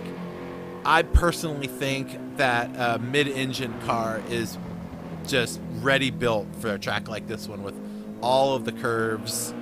There's a lot of medium speed corners, a lot of slow speed corners, and that's just really suitable for a mid-engine car. But hey, the guys Igorski and Venom that put this thing together, they practice and they torture themselves to get these combinations put together, and I love it. This really makes the drivers. You really find out who knows how to wheel a car, right? Okay, where is he at? Is he up or down? Oh, he's up. It's not by much, but his 2:15.7 might just be a 2:15.6 if he can get through there. Oh, I don't know if he lost enough time, if he's going to stay in the 2:15s with that. It's going to be close.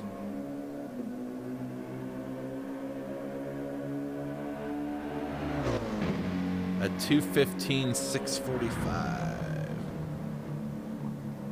So 2:15.645 is his fastest lap that I see.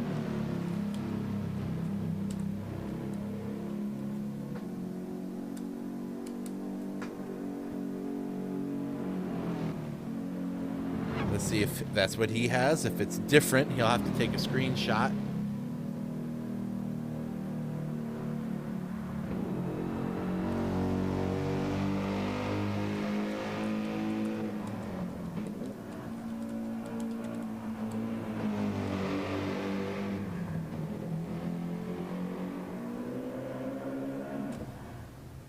And he apparently agrees. So there we go. That was fun. That was fun. All right, so we have gone through several drivers thus far. I'm going to document the last lap here for him. We don't have anybody else waiting in the wings. And so a 2:15.645 is his fastest lap. Not bad, dude. I'm going to get this order up here really quick. 2:15.645.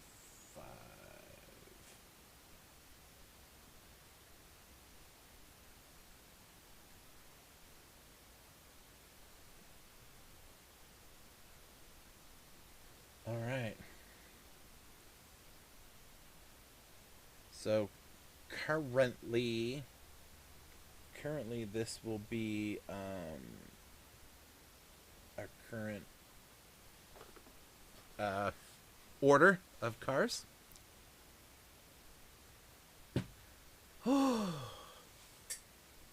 So there we go. That's your first 10 drivers have completed the qualifier. We still got 90 more to go. And it's going to be insane coming up this evening in Eastern time. Everyone is going to be popping into these lobbies, and we're going to have, 5 or 6 drivers in each lobby queued up waiting to go. And we do have an RSVP set up, so we're trying to make sure that drivers that signed up for that block get priority over people that just show up. So go RSVP, guys, if you haven't already. Let's see, what is there we could talk about? Well, just a reminder about Tuesday. I'm coming up. You can get out there and do round number 79. I actually think that number is higher. I just think he started counting at some point. But this is the 79th week in a row that the Gentleman's GP Challenge has been run by J-Rod. These are your cars. You're going to be out at Laguna racing in a whole bunch of street cars. There's a lot of opportunities here. I don't even know what the De Tomso Mangusta is. I've never heard of that car. I got to go figure out what that car is, because that could be a lot of fun. But anyway, the lobby opens up at 8 p.m. Eastern, and then the first qualifier starts at 9:15. So you got an hour and 15 minutes to get in there. And they have tunes for all of this stuff, so you can get a tune from them for each of the cars so that you guys can race them. It'll be a lot of fun. And you will definitely be pitting for fuel. That is the thing that always happens. So keep that in mind. And of course, let's, you know what, why don't I have that? Pix, I'm sorry. I don't have our high pre thing up here. I feel terrible. I'm going to fix that right now. We have an empty lobby. There's room if any of you are watching and you want to come and get your time in. Now's a great time to come in and do that. Let's see. We're gonna bring up a thing here. So here is highpre.com.mx. Make sure you go check these guys out. They're the best. And when I say the best, I mean he's the best. Designs for both Gran Turismo and iRacing, and just regular sports graphics and stuff. So go check them out, folks. Go check them out. All right. Let's see. What else do we have? Metropolis.com is the one who's putting on this. Well, not putting on. They are our sponsor. And you know what? I'm going to share this little video we put together while I take care of something. Hang on.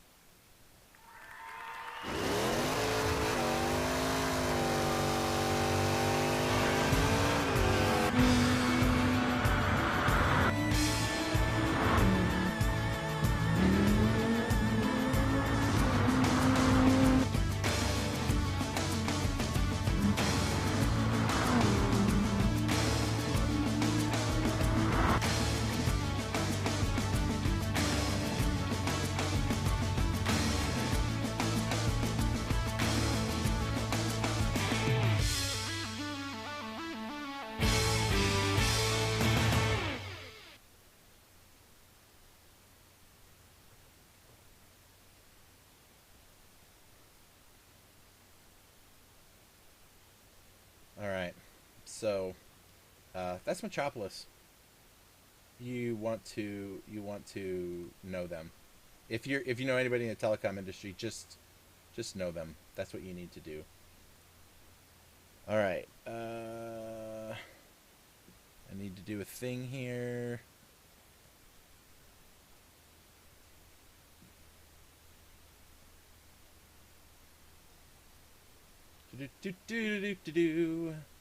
That's right.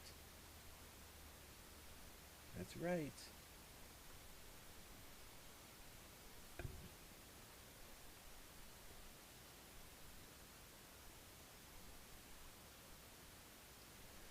Alright, so that's currently where we stand at the moment, people. We are doing our qualifiers here at Kyoto. And now is a great time for me to rest my voice. I have my scented pumpkin clove candle burning near me, and it makes me so happy. I love the fall. Fall's a great weather, right? Some people, hate it. And you know what else? I'm going to tell you something else, too. Do you know what I love? I love pumpkin spice. So, yeah, I don't care what people say about the basic white girl stuff. I mean, I don't drink coffee, but I love, it's really good. This is so terrible. Wendy's Frosties, they have the vanilla and the chocolate. Vanilla is my favorite flavor they have. Then they have a pumpkin spice one that's pretty freaking good. it's good stuff. And so, yes, I am a basic white guy that likes pumpkin spice stuff. And you know what? If you don't like it, I don't care. I really don't care. Because for me, it's delicious. It's super good stuff. Anyway, hang on one second. If I don't remember to feed my fish, he'll die. He's my friend. I don't even know his name. My kids gave him a name, and I don't even remember what it was. But he just swims around in the little tank near me. Give me something to look at in between things. So let's talk about in between things. So, for starters, again, here is our current lineup for y'all's. So as far as our schedule goes, we're going to be at Interlagos in the Huracan for the first round, which is going to be kind of an interesting race. The Lamborghini group, it's a Group 4, not the Group 3, but it's that mid-engine car. These guys have been practicing in a front-engine car on a windy track, and they're going to switch to a Group 4 mid-engine car on a windy track. So that'll be interesting. Then after that, we're going to be in the Hyundai Genesis at Autopolis, the Group 3 car. That, my friends, is going to be a race that is going to test these dudes. I'm telling you, that track with the tire wear and the different things. And remember, all the information is on the website, gtchampions.com. Anyway, after that, we're going to be in the Group 4 AMG SLS. That's the older one. And that car's fun. And it's going to be at Dragon Trail Gardens. No, there's no rain in this series. So no one's going to be dealing with rain ever. And then the Ford Mustang at Trial Mountain. Now, that was going to be, I believe that was going to be the Alpha 4C at Trial Mountain, or a different track. I don't remember. But the Group 3 Mustang at Trial Mountain is going to be awesome. It's going to be very reminiscent of the V8 Supercars race that up there. Of course, the car is different, but it's we only have so many of these things to choose from in this game, right? Then the Group 4 Lexus RCF at Road Atlanta. Road Atlanta, that's a fun course. Sean, to answer your question why there's no rain. Let me tell you why there's no rain, Sean. Because all the drivers are required to run 2 different compounds of tire. And the rain is just something that the race designers did not want to introduce into the World Cup. Do we have rain in the Manufacturer Cup that we run? Mm-hmm. You can ask anybody that was in the BMW Cup last season just how that worked out for them. And we also run it in the Midweek Madness races that are on the off weeks on Thursdays. So, yeah, we have rain races, just not in the World Cup. Part of the reason is because of the way we have to work with the game as it is, we're using the fastest lap times for our drivers to qualify for the following race. And when I say qualify, in other words, which lobby they'll be represented in. And so if you throw rain in there, that could screw up the whole works with people trying to get their fast lap times in, where it's kind of even for everybody, right? All of the tracks are going to be with the same settings in all the lobbies, so we need to make sure that all the drivers are presented with the same track conditions.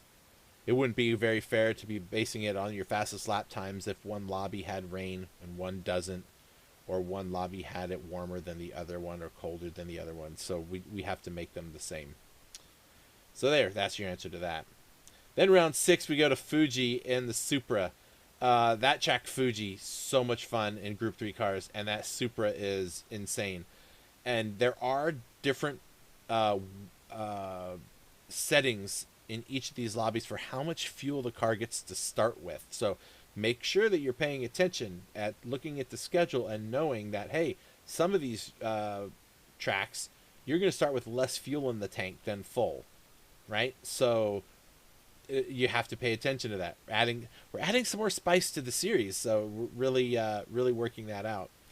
Um, uh, then we're gonna be in the Porsche Cayman and the Mazda Tenza at Lago Maggiore, and then back to Panorama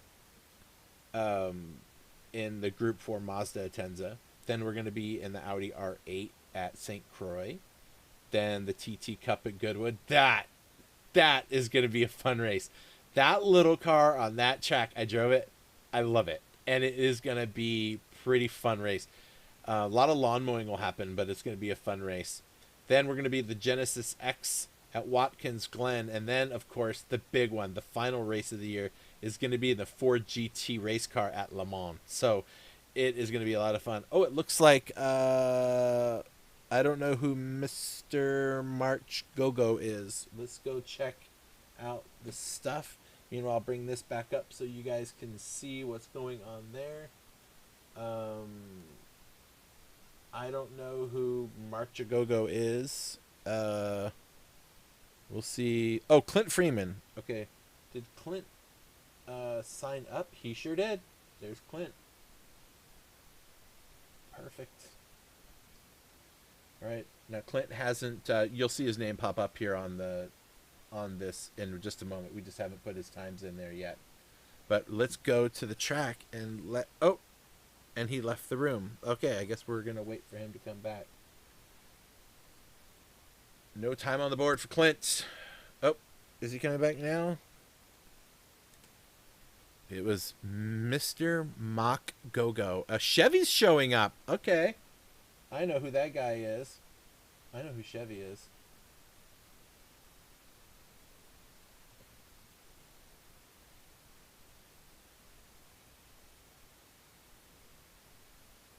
So we'll let Chevy go next then. Let's see if he wants to go.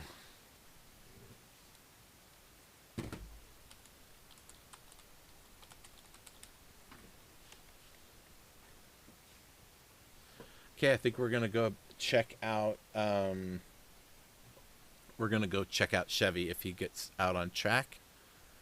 I just gave him the green light so he can head out when he is ready. Dun, dun, dun, dun, dun, dun, dun, dun, dun. Let's see if he's gonna start. I think he might go.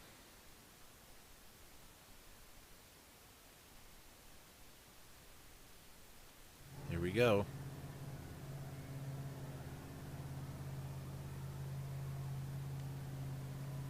All right, Chevy. No pressure. No pressure. I think Chevy spent a fair amount of time working with the race designers too on some testing for some of the races. So, oh, look at that, he's got a pumpkin theme. Nice. So yeah, a lot of the RWB guys you're going to see here, and plenty of them are very involved in trying to make World Cup and other events just better for everybody. So appreciate all that they do. I've been on the RWB team since 2018.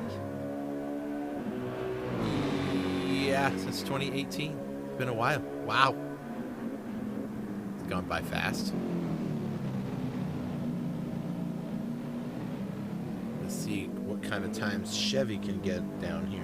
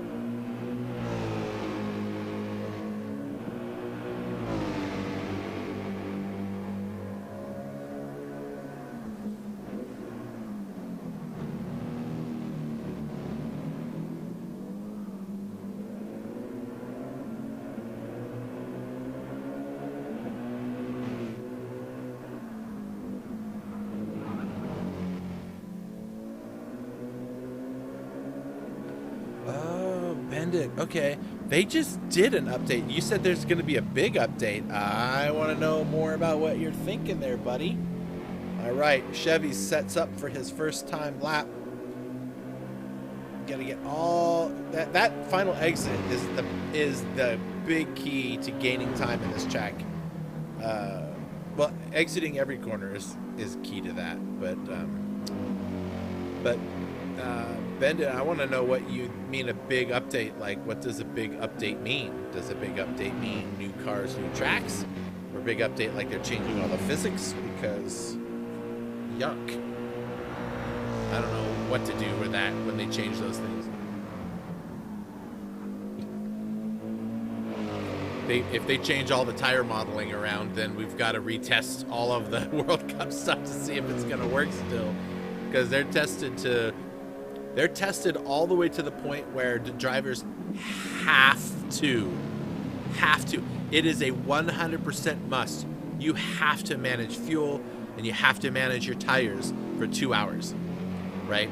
And race and set a fast lap. Like, it really puts a ton of pressure on the drivers to perform at maximum. And if you don't, you end up burning through your fuel, burning through your tires, and then you got to pit. And if you did that outside of the pit window, is a big old penalty. So hopefully the drivers are paying attention to that.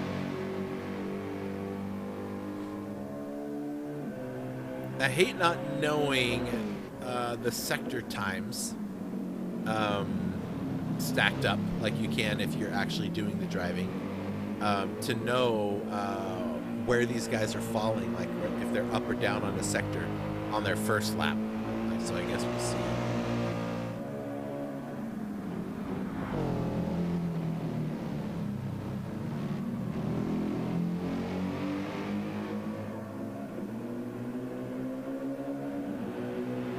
Check out a little something here. I just got somebody just sent me some information, so I want to check on this here. All right, final corner. We're gonna get the first time lap out of Chevy, and if he gets a good run out of this corner, it'll be a good setup for the next one, and we'll be able to see where he falls. This is gonna be a 17. Ooh, an 18, 184. Okay, that's right. You got 3 more to go, man. Get warmed up.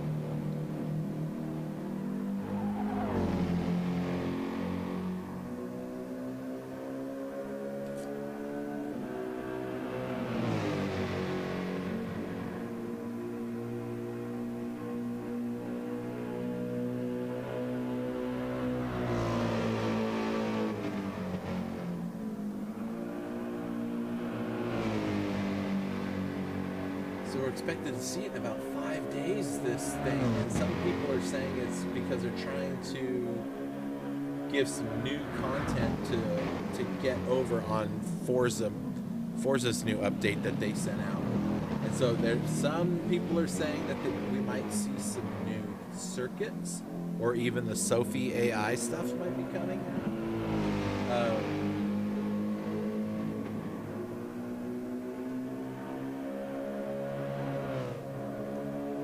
Yes, interesting. Okay, very good stuff to know. Thanks for sharing that with me, Bendit. That was awesome. So we'll see if, boy, if we got a new track. I guarantee you that that Nigel and Ian, depending on the track, of course, they'll probably get on that sucker and find out if we can swap a track out during the race. I don't know. I think we did that when Road Atlanta came out. Actually, did we run Road Atlanta last season? I'd have to go back and look. I think we did. I don't know. I don't know the answer to that. But I know how to find it. You know why? Because, like, I directed the race. So, let's see. All right, Chevy. Let's see what you got under the hood here, bud.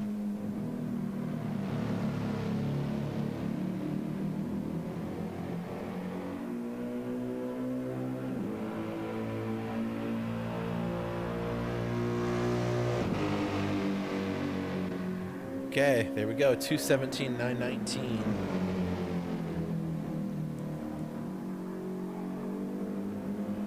We did not run. As a matter of fact, we're not running any track this round that we ran last round. I think the one that we changed was, it was Grand Valley. Remember that got released, so we did Grand Valley in the Alfa Romeo. That's what I remember now. Okay, so yeah, none of the tracks that we are racing on this season did we race on last season. So that's what I love. Is like the World Cup is always a little bit different. The car that's required and the tracks. It's a lot of fun. All right, let's see. We got timing line here. Where you at, Chevy? Where you at? Get up there. He's up. Okay. He's in the mid 217s now.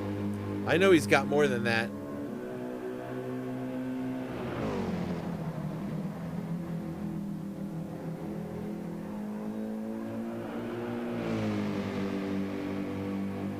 Chevy has been around a long time on this planet, folks. He is like 10 years older than I am, and he drives faster than I do, and I love that. You know, I think that's one of the things I love the most about sim racing is you don't have to be 20-something or, you know, something years old to do it because of the G-forces and the amount of physical work it takes to drive a race car in the real life. It gives old guys like us, fat guys like me. Okay, I'm not that fat. Oh, okay, I'm pretty fat, but like it gives us a chance to race cars, and I've heard it said by no less than a dozen professional race drivers that say games like iRacing and Gran Turismo and Assetto Corsa and all of those, that they're actually very true to life on 217, 437. Okay, his last lap.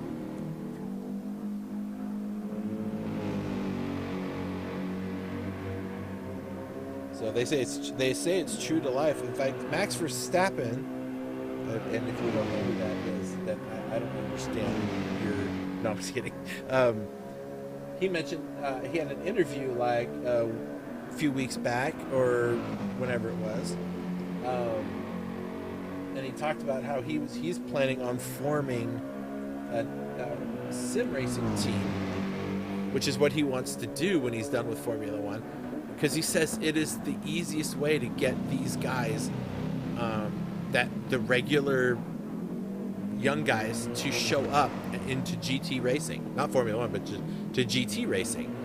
And I think that's awesome that it's come to the point now where we can have computer games that can teach drivers very real skills. And if you have the right kind of rig, you can really, really feel it. Like a direct drive wheel and things like that, you can really feel what these cars do. Let's see. Oh, Ricardo's Silverstone? Yeah, Silverstone. That could be great. Sonoma would be awesome. Oh my gosh, Sonoma would be great to have in the game. There's tracks everywhere. Paul Ricard, Coda. Coda would be nice. I mean, geez, how do we not have that in the game yet, right? Like, they do GT racing there all the time. There's GT racing at like a dozen more tracks than we have in the game. I don't know why we don't have them. Well, I mean, I guess I know why. It costs money for them to get the laser scans of the tracks and then integrate them into the game. And so we'll see. We'll see. All right, last one. Let's go. Are we going to stay in these 217s? It looks like it. 217, 441.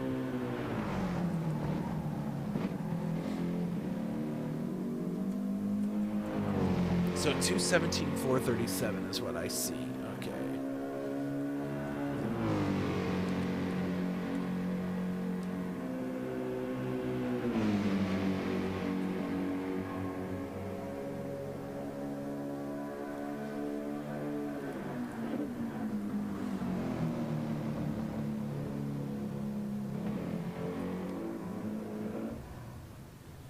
right, so 2:17.437 is what we got, folks.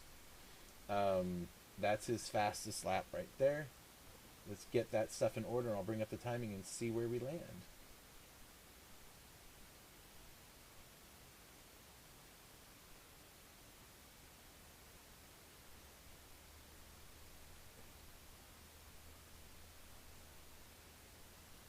Whew, okay, messages coming in from places.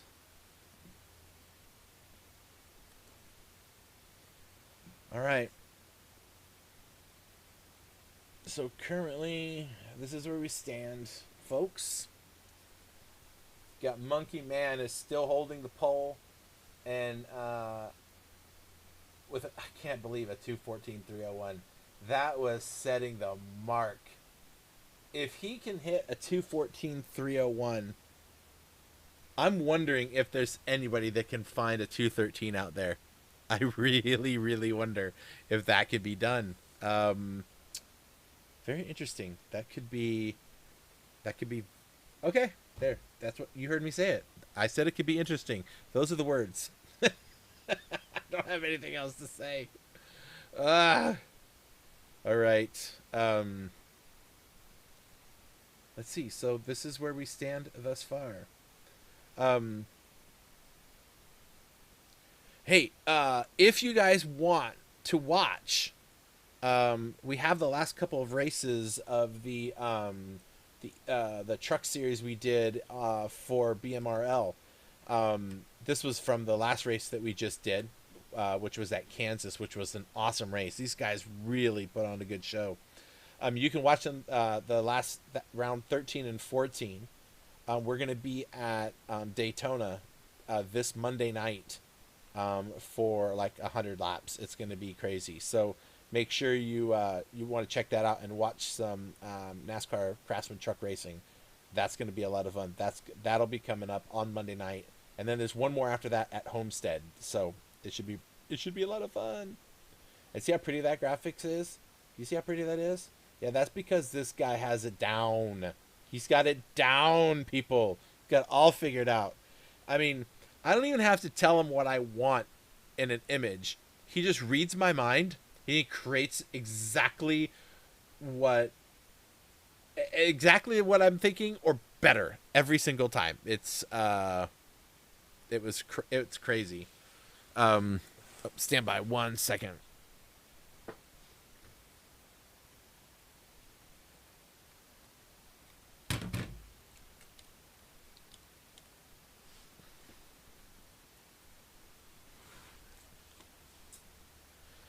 Okay, so anyway, go check them out. You need to. You want to. And so, yeah, we're going to hang out here for a little bit while we wait for some more drivers to show up. We are halfway through the morning session.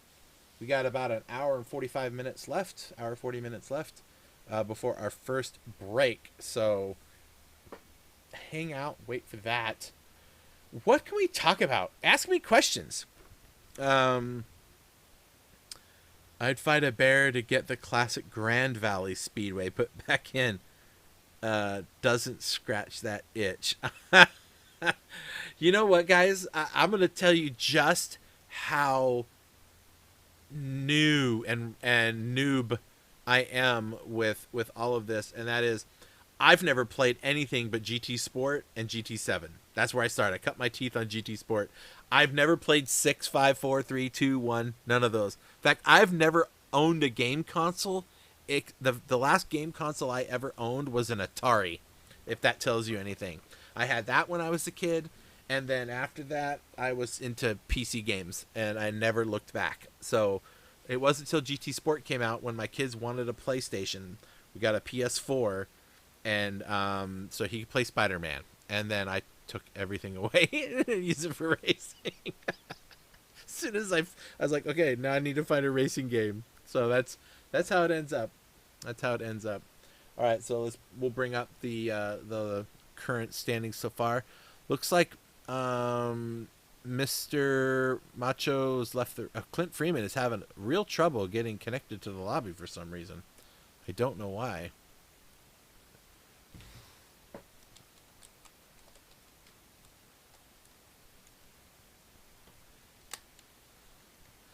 Um, let's see, what else can we talk about? See, this is when I was like, I knew I was going to get a few guys taken care of, and so we've gotten. If we can get 4 more guys done here, we'll have the whole first lobby already put together, right? There's going to be 5, but so we'll get through a bunch of them. Oh, this afternoon's going to be insane. Let's see. If you're a 250, dude, well, there's no division. Remember, these are lobbies. Your division will be either pro am, or am. Those are your classes that people will be put in. I don't know where anything is going to be. If I'm seeing 2:14.3s and 2:18.3s, that 4-second gap, that I don't know. I really don't know. Ask me again after the next session, after the afternoon session is over, when we have another 15 or more drivers that are registered, because yeah. So yeah, that will be good. That'll be good. All right, let's see. Let's go over the schedule again, because I wanted to mention one of them that I thought was going to be a great race. The Group 4 Mazda Tenza Panorama. That's going to be so much fun, that race. I love that Mazda Tenza. Some people just say boo, but for me, that is a fun car. The Group 3 version's fun too. So yeah, that's going to be a fun race on that track. It's gonna be a challenge for the drivers, that is for sure. You know what? I forgot to add something here, folks. Oh no, I can't add that anymore. Doggone. I wanted to bring up the chat so it can be up on the screen, but I guess you're all seeing it there on the side, so never mind. I'm just being dumb. If anybody's listening and wants to come race, the lobby's open. Let's see, what else is there to talk about. We can talk about how the series is going to work. As a matter of fact, what I'll do, I'm just going to quickly pull up the schedule. So in the first race at Interlagos, people are going to get to start out with 100% fuel, full fuel tank. But when we get to Hyundai Genesis at Etopolis, they're only starting out with 70% fuel. So you don't get a full tank of fuel. So now it's like, oh crap, I better go figure out what starting at 70% of fuel looks like. Now, if you're wondering, well, how are we going to get these exact track settings and how are we going to get that? I am going to have a lobby open most days after or before, leading up to the race, where you can come and grab the lobby settings. Like, you can just come in, grab them, leave, take it to your team, and your team can go and practice with the official lobby settings. So usually I will have those up probably after, after each race, maybe the next day or so. I'll have the tracks up for the next race, because there's 2 weeks to practice in between. So we'll announce when I've got a lobby up so people can go in, and usually I leave that lobby up for like 12 hours so that I can cover all the time zones. People can come in, they get the settings, they leave, they go back, their team opens up the lobby, they all get the settings, and then they all start practicing. So that's how it's gonna work. All right, so let's see, back to our current season 6 lobbies at the moment. There's your current standings. What else should I talk about? I want to answer questions for people. Okay, time to put my glasses on because your text is so small.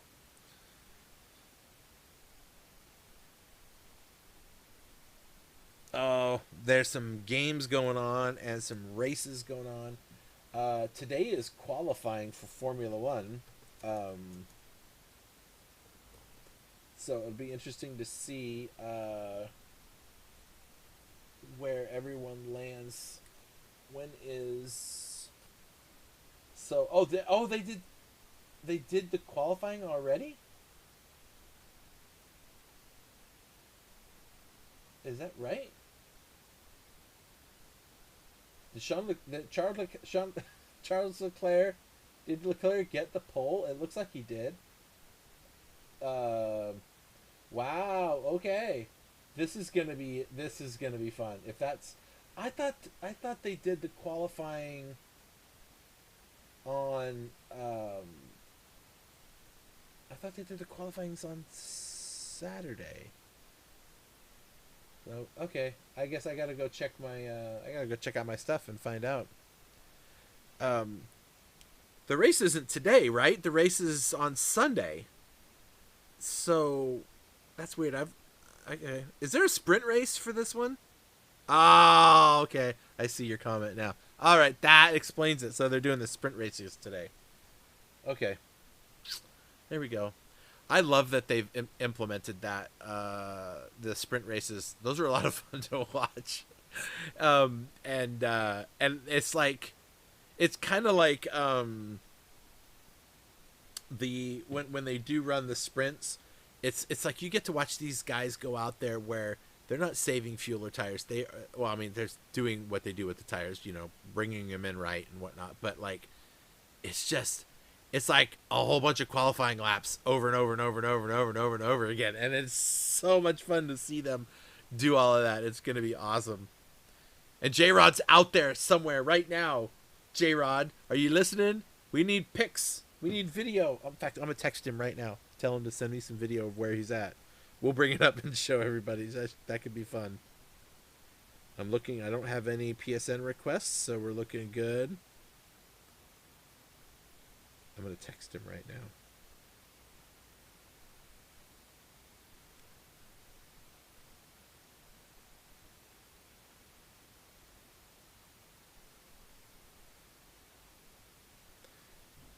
All right, so we'll see what he has to say about that. This is the perfect time for a bio break for this broadcaster. I'll be back in a moment. I'll play some music for you so you can listen to that, and I'll be back in a few minutes.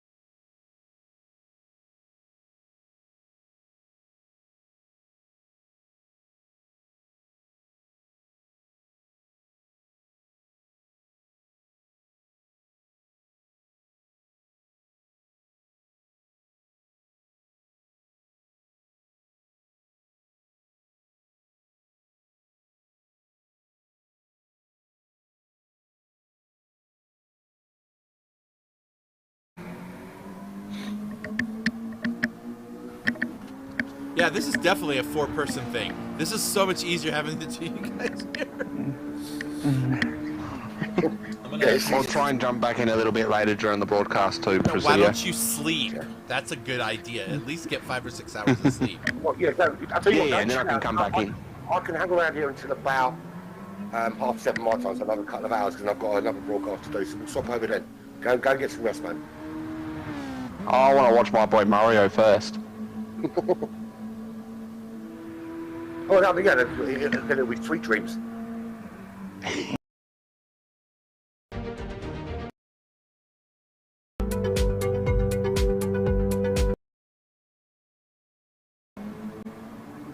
He was able to get it whipped back around real quick. So.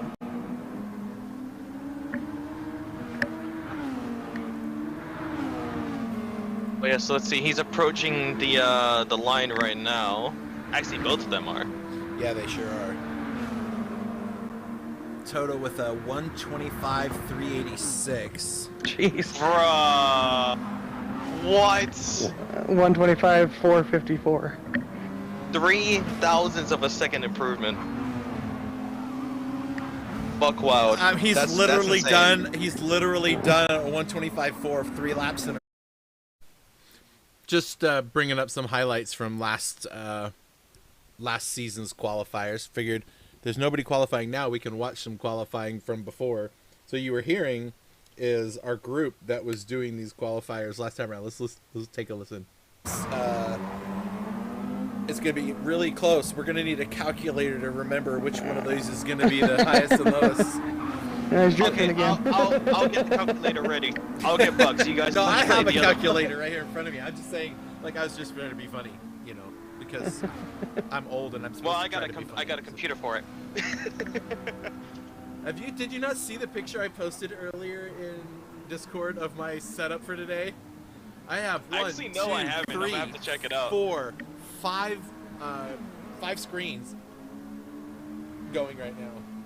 Okay, I thought you were about to say 5 calculators. I'm like, bro, why do you need 5? No, I feel like I have 5 calculators now. Okay, All right, so let's see. What's JP's? 125.683. All right, and all right, 125.532 for Buck. Unacceptable. J-Rod's gonna give you a call. We're gonna have a chat. Oh my God! Oh, I should start putting these J-Rod. numbers How in. is J-Rod Let me doing? start putting these into this sheet. I'm too busy watching and having fun and not doing my job. J-Rod's doing good. Yeah, I haven't seen him since when I did commentary for GTC. Yeah, he's still doing Gentleman Challenge on TV. He did. I saw he was in the Yeah, Midweek Madness race. As a matter of fact,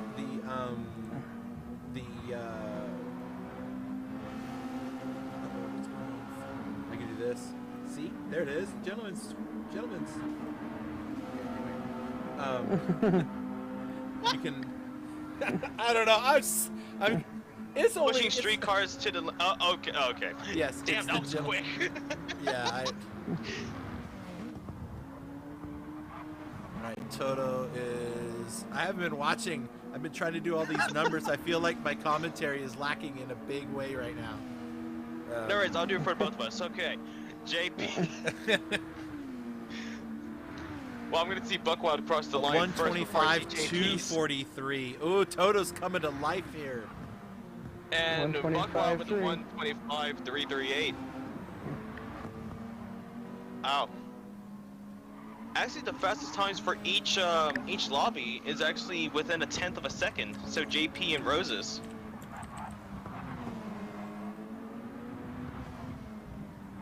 So let's see.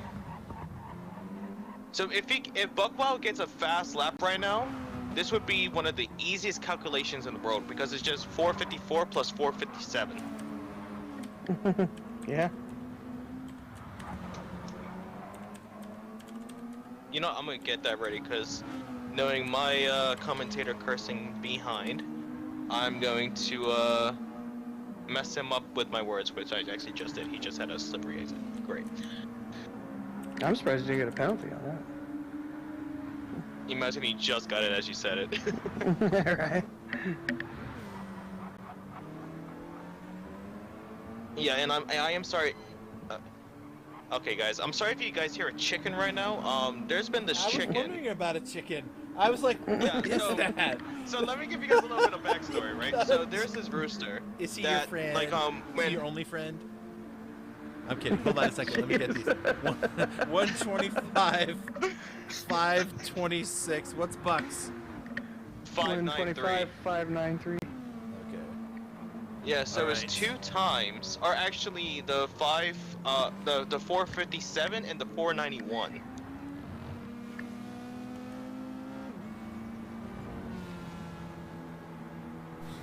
All right, let's look around and see if we can find some All other right. cars that we're racing. There was a little bit about the divisions from last season. There's somebody about to get on the course. Let's see who this is. Oopsie. Formula One. Thought I might get a penalty for. 1 second. So, not good on your first hot lap. Hopefully it bleeds before he gets to, like, he can get it to the penalty line. Yeah. It doesn't say he's slowing down. There it goes. Oh, I was freaked out a little for him. Right.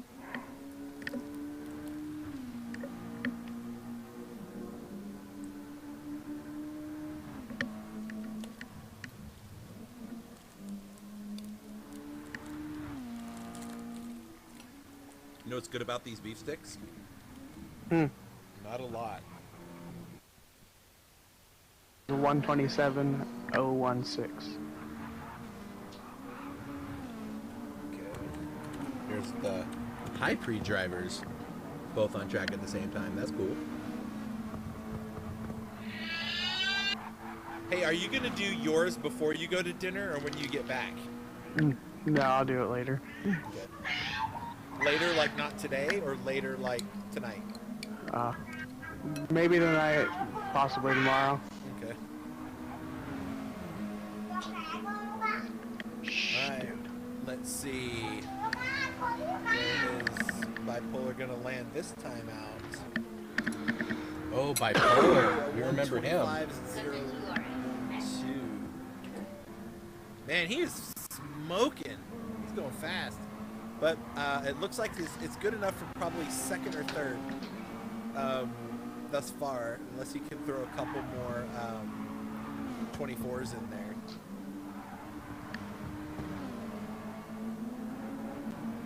This car looks good on a track. Oh, he's Yeah, purple it does. now. And he has the fastest lap in the lobby thus far, which was a 124.7. Let's see, Mazda's fastest was a 124.6. No, a 124.602. That was his fastest. Interesting. Dry Bones' third lap was a 126.714. Okay.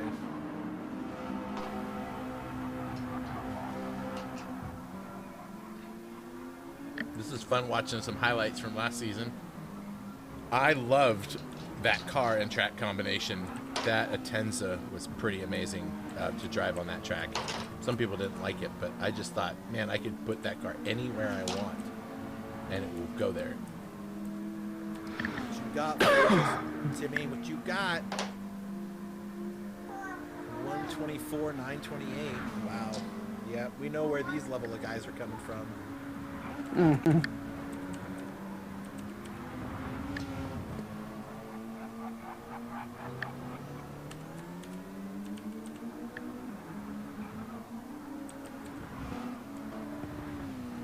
Whew.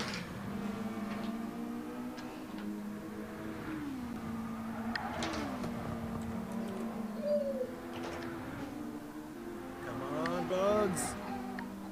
125 what? Oh, it's a 126.495.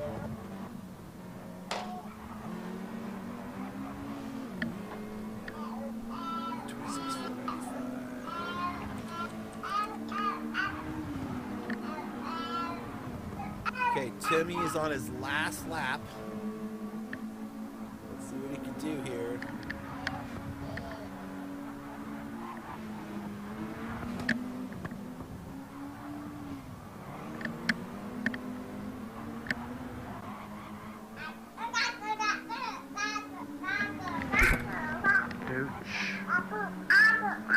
He has lots to say. He's He trying does. to do commentary for us. I love it. 124.777. Oh boy. Woo! That was smoking fast.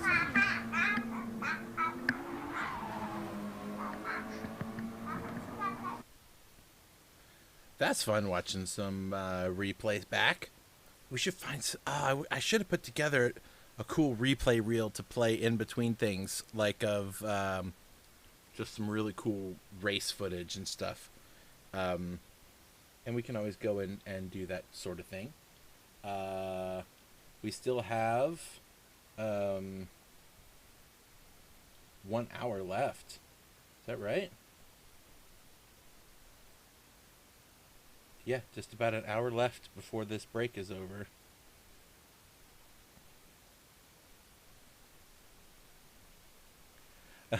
Fry, if you got a webcam, we could try to put you on there.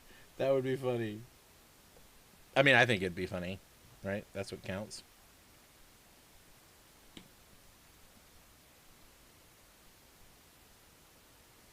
Well, just a reminder, I know most of you already know all of this, but there's your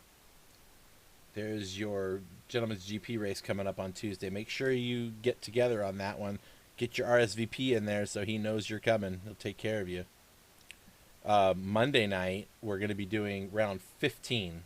I don't have the graphic for it now, but round 15 of the trucks. It's going to be a lot of fun. Going to be tons of fun. We're going to be broadcasting it on our YouTube channel, so anybody can come and watch it. And again, thanks for everybody that is subscribed to the channel. We hit that 700 mark this week. I about lost my mind. I was like, woohoo! We've set milestones, in our group of what we want to achieve and when we want to achieve it by and how we're going to achieve it. And when we did it, we were just really stoked for that.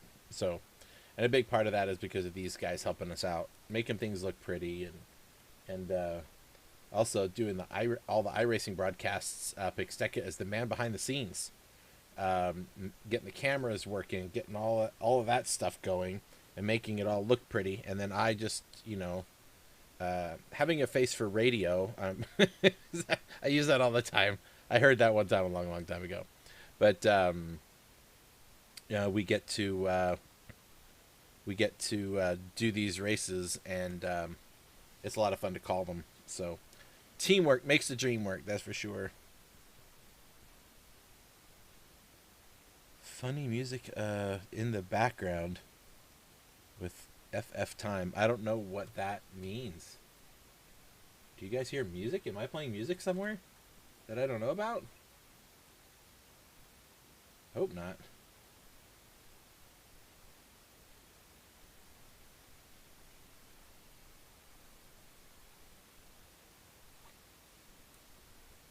Let's see, let's talk about the schedule again. We can bring that up and talk about that while we wait for drivers to arrive. The one race that I am the most excited for, like the one I think is going to be the one that makes a huge difference, is going to be round 6, that Toyota Supra at Fuji. I think that one is going to be a big deal breaker for people. There's turn 1 is just, when you've got a bunch of cars, it can cause some problems. Turn 2 is fine, but turn 3 is that one that people have to be really careful with, because that one's going to want to eat the left-hand side tires to pieces, and people are going to need to be careful there. And we'll see how that goes. But that's going to be a very good race. But I will tell you that the Lexus Group 4 car at Road Atlanta, I think I'm most excited for that one. That track just has all the good feels for me. I really just like the flow of that track. I like the big, long drag racing back straight. The final chicane just before the Fox Bridge. And Fox Bridge just adds a level of just like, you're going over this hill that you cannot see the other side of. and it's almost like going into the corkscrew at Laguna.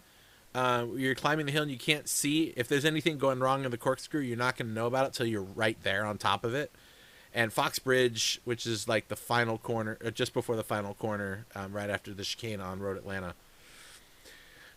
That one is tricky for two reasons. One, if you're racing and you're hot lapping, it's pretty easy to get it right. What's not easy to get right is that pit entry.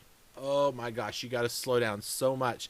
And you got to know exactly where to put your car, which direction it needs to be pointing for you to get into the pits without crossing the pit line.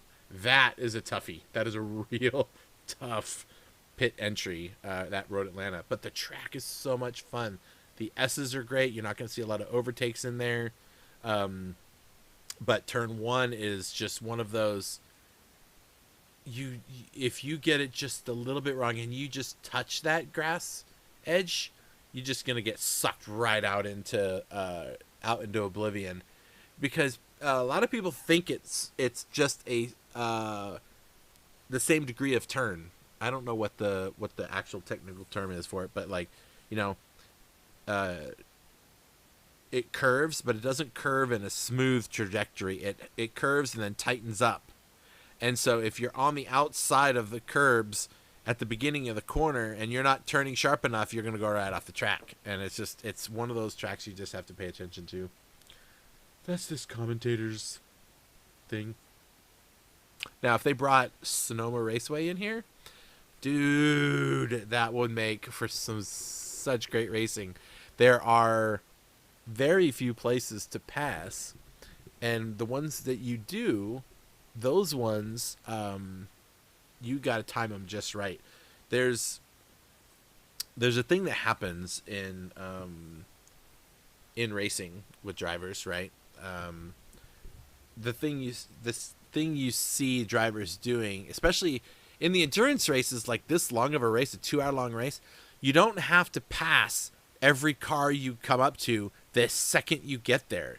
You need to take some time, set it up. You've got a long race. Now, if you're on the last remaining laps, that might be a different story. If you gotta move, you gotta move. But during the race, I see this all the time where drivers are just impatient. They're driving, they're catching the guy that they're chasing, and as soon as they get there, they just try to make a move. It's like, no, be patient. Set them up. Follow them for a lap or two. See what they're doing. See how they're taking the corners. See what their entry is. See what their exit is. Where are they braking? When are they braking? Figure that stuff out. Because 9 times out of 10, you haven't been driving around that guy all race. And you finally catch this person, and you want to take the time to learn what they're doing for a lap or two. Then you can make an educated decision on where you're going to place the car and when. That's the thing about racing in sim racing that is so much different from real racing. In real racing, nobody does what sim racers do by just throwing a car in somewhere. Well, I don't say nobody, but like they plan, because there's no little elves sitting on your car to fix the damage on your car, right? And these races are heavy damage races that we're doing, right? So you get any damage on your car, and it's there forever until you fix it, right? So showing up and trying to blast your way around somebody right away is just dangerous for both of you, right? Now, if you're in a 1-hour endurance race and you're at the beginning of it, you use the same logic, right? But if you're at the end of the race, the last 15 minutes, then, things get a little bit more spicy. You got to make a few, I'm not going to use the word aggressive. What's the word I want to use? You got to make it work, but you got to make it work without hitting the other guy, right? So this is the heavy damage racing is a big equalizer, because the hope is that the drivers will be cleaner, that they will make sure that they're not running into people or walls. So we'll see how it goes. Oh, let's see. I see. Nice, G-Bub. No, I'm not talking about you, but maybe I am. No. No, there's just yeah, you definitely got to send it when you need to send it, but you need to also be smart, right? Especially in heavy damage rates. This is not like BMW Cup with light damage and your car's just going to fix itself and you get back out on the course. This is a whole nother ball game because you hit that other car and you get damage, you carry that forever. I mean, you could pit and fix the damage, but I mean there's your race. So hopefully people are paying more attention. All right. 57 minutes left until our next go around. And I'm thinking I don't want to sit here for 57 minutes talking about stuff and nobody's racing. So I might look at ending this session early since nobody's here and waiting for the bigger session. Maybe I'll pop it open a little bit early. I don't know. You know what? You know what I could do? Hang on.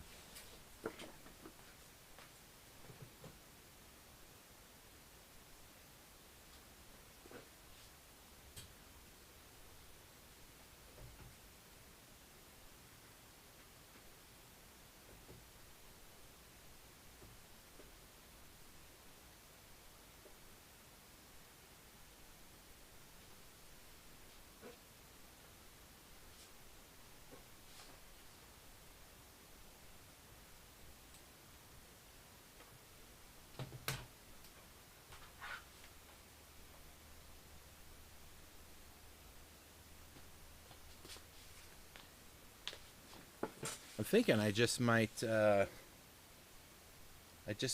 over and drive a couple laps in the car. Right? See what Presidio can do. Let me go find my headphones. Let me switch to these headphones.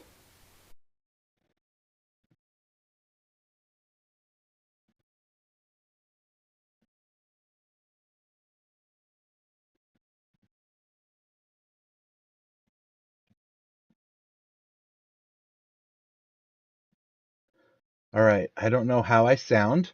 Let me know how I sound. I switched over to my other headphones. Um, and I think what I'm going to do is go over and throw my car around this track a little bit and see what happens. Let's see. Should still be able to hear my voice as I come over here. The hard part is all the sound from the car is going to be. Oh, let me get this right here. Hang on. Um, all the sounds for the car is going to be coming through my headphones a little bit delayed. So we'll see how this goes. Oh, all right. I hope my wheel is set up right. Let me get it loaded up here. Nope. Nope. Okay. Let's see.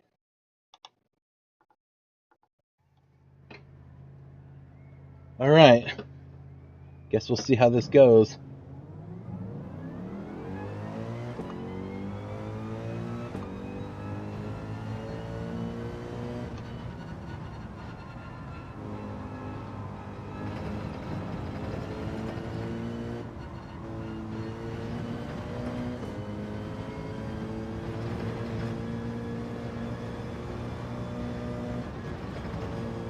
Oh boy. Needed a warm up.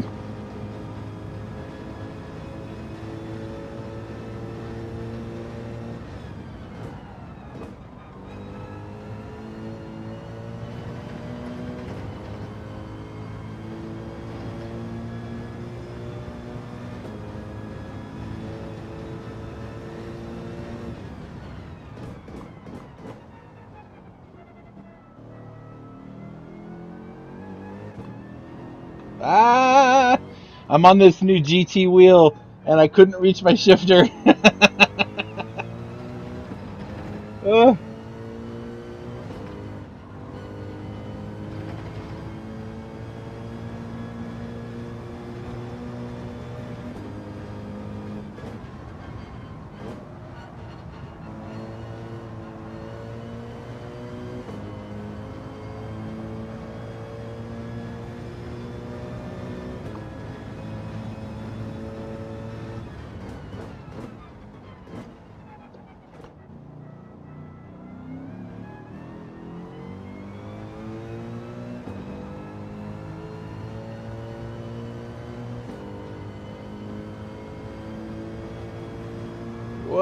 Go, Chris.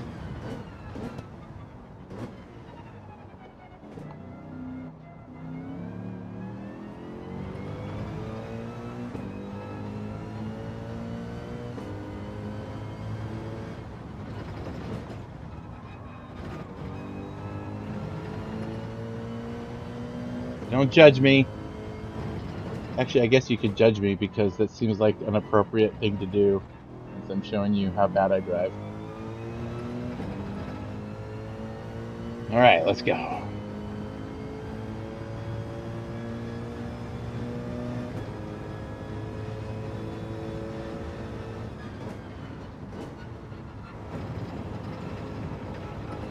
Oh.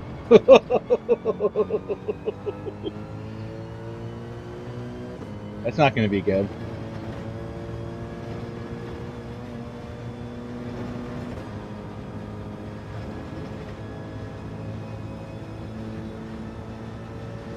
I have to try this all over again.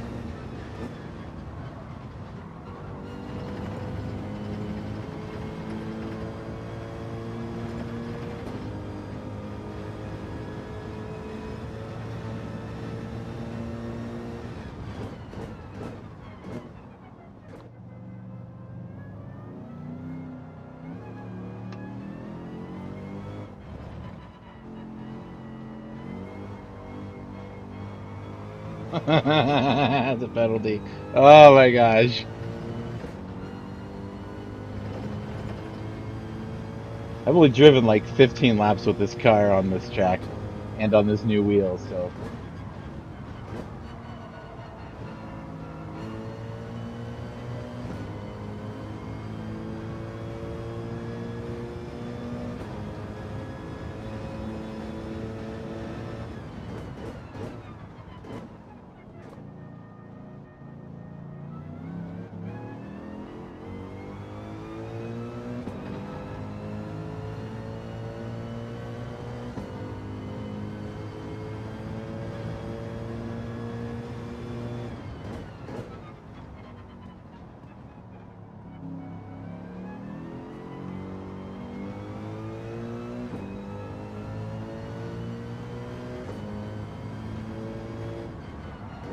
Ah!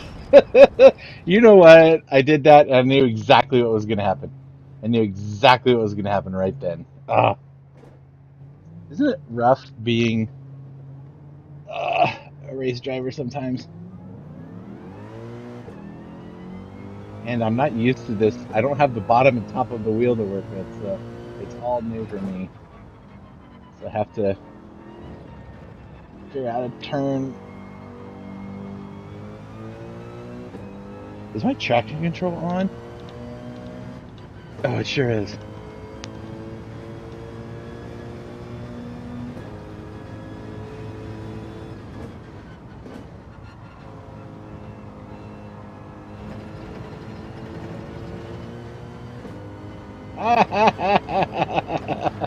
Don't do me! Okay, don't do me. Don't do me.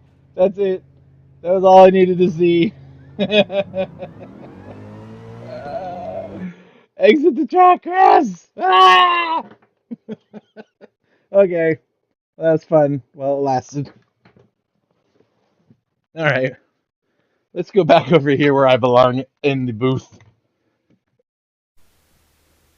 Yeah, dude, I don't want that.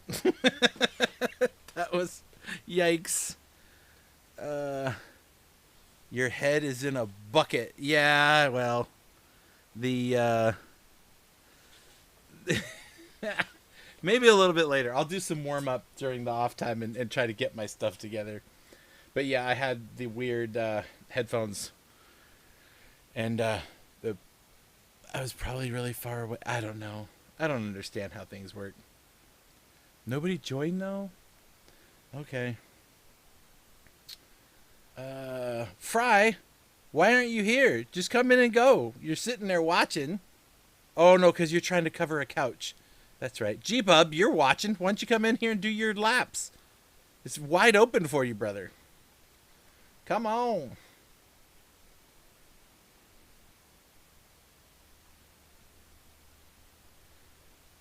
I see people turning in suits.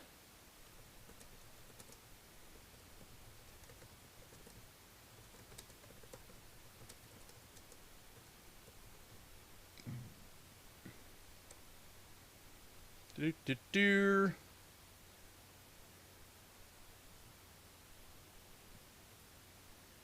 All right. Guess we'll just sit and wait for some more people. It's fine. I'm gonna work on some driver posters while we're doing that. It takes a bunch of work to get it all done, and so I'm gonna just do a couple of them really quick because I can.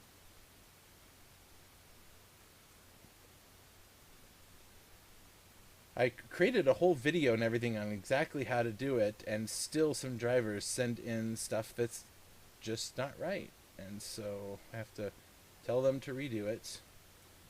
And then some of them get it right. So it's all good. It's all good in the hood. Oh, my old eyes, my old eyes.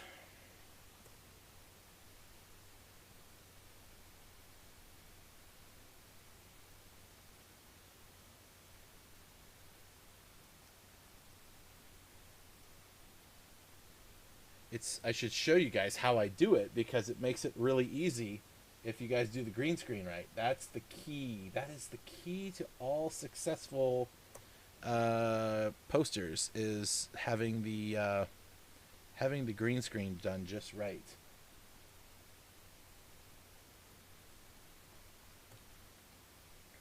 Wonder if I could share my screen on here so that you could see how I do it, because that could be fun, right?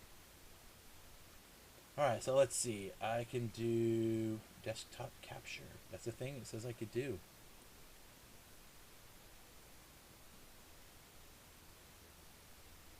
Maybe. Maybe it doesn't. Maybe it doesn't work. Oh, local desktop capture. That's a thing I could do. I don't know what my displays are. I need to know my displays.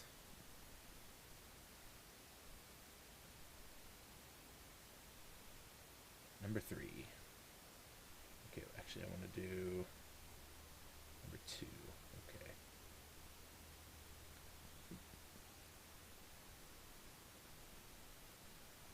Oh, that's close enough. Okay. So what I get, let's see if I can do this. There we go. So what I get is I'll get a picture like this that I get sent in Discord. This got a nice green screen, so I just copy that. And then I open up a very simple program called paint.net. It's free. It works great. I'll bring it over here so you can see me do it. And I just paste it in there, expand the canvas, and there's the picture, right? Great. Things look good. Things look fantastic. Got this little magic wand. Set this to about 70%. I click here, and I can see that it's going to take out too much, and I just click the minus until I get it just down to where no more of those squiggly lines are. Just like that. Delete. Delete. Crop. And like that. This is Kaizen's, by the way, from the Expendables LRC team. Image, crop to selection. And that's it. That's how nice it looks. Now, let me show you this one. I'm not picking on anybody in particular.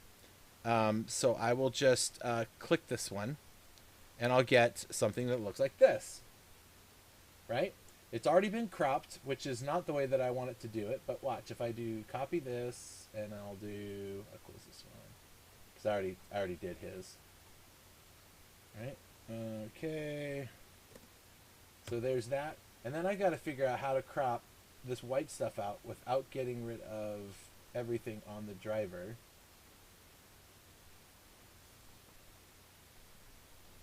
It's cutting off part of his shoulder and leaving some weird artifacts. So if we scroll in, you can see it's got weird artifacts on the edges around the helmet, and it's missing pieces and gaps. You've got pieces of the shoulder that are all missing. And so, plus it's not scaled right. It's going to be not the right scale for what we need to do. So, Anyway, I was just showing you why it makes it difficult for me if you send me something that doesn't follow the video. So if you follow the video, everything will be great. This is what it should look like for me. And then I can take care of everything else from there. So, just so you know. Now you know. Now you know why I do what I do.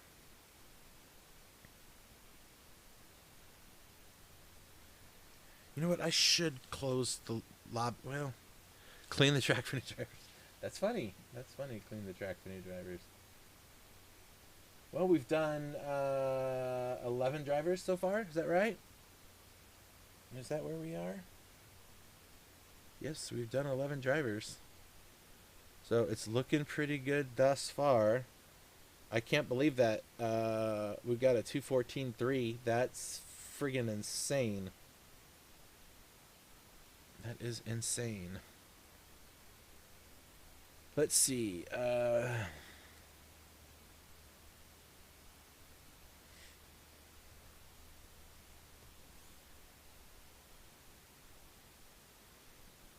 I should bring some people. Hey, you know what? If y'all want to join, let's do this. In the Discord, I think I have a GT7 channel open where everyone can just talk. Yes. There we go. Let me turn that on. Hang on one second.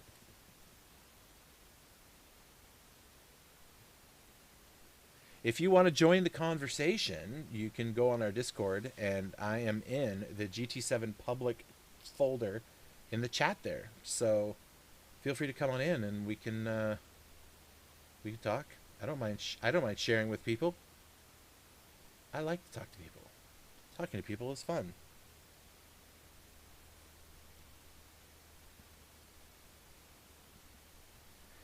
I'm wondering what's going on with Clint Freeman's connection. He keeps trying to get in here, and he keeps not being able to get in there.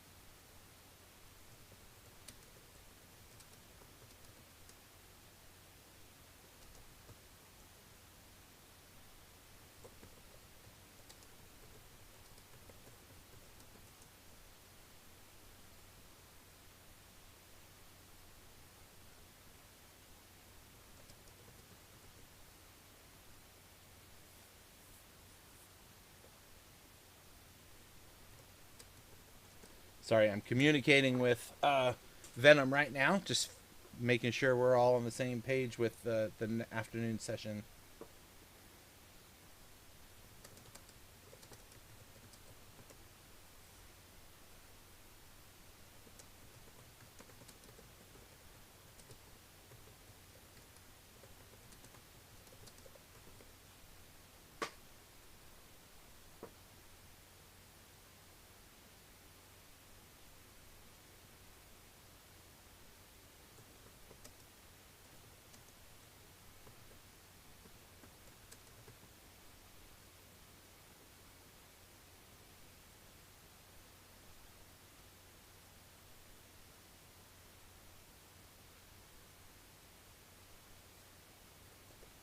All right, so I think we're going to go ahead and shut down our broadcast for now, since nobody else is here.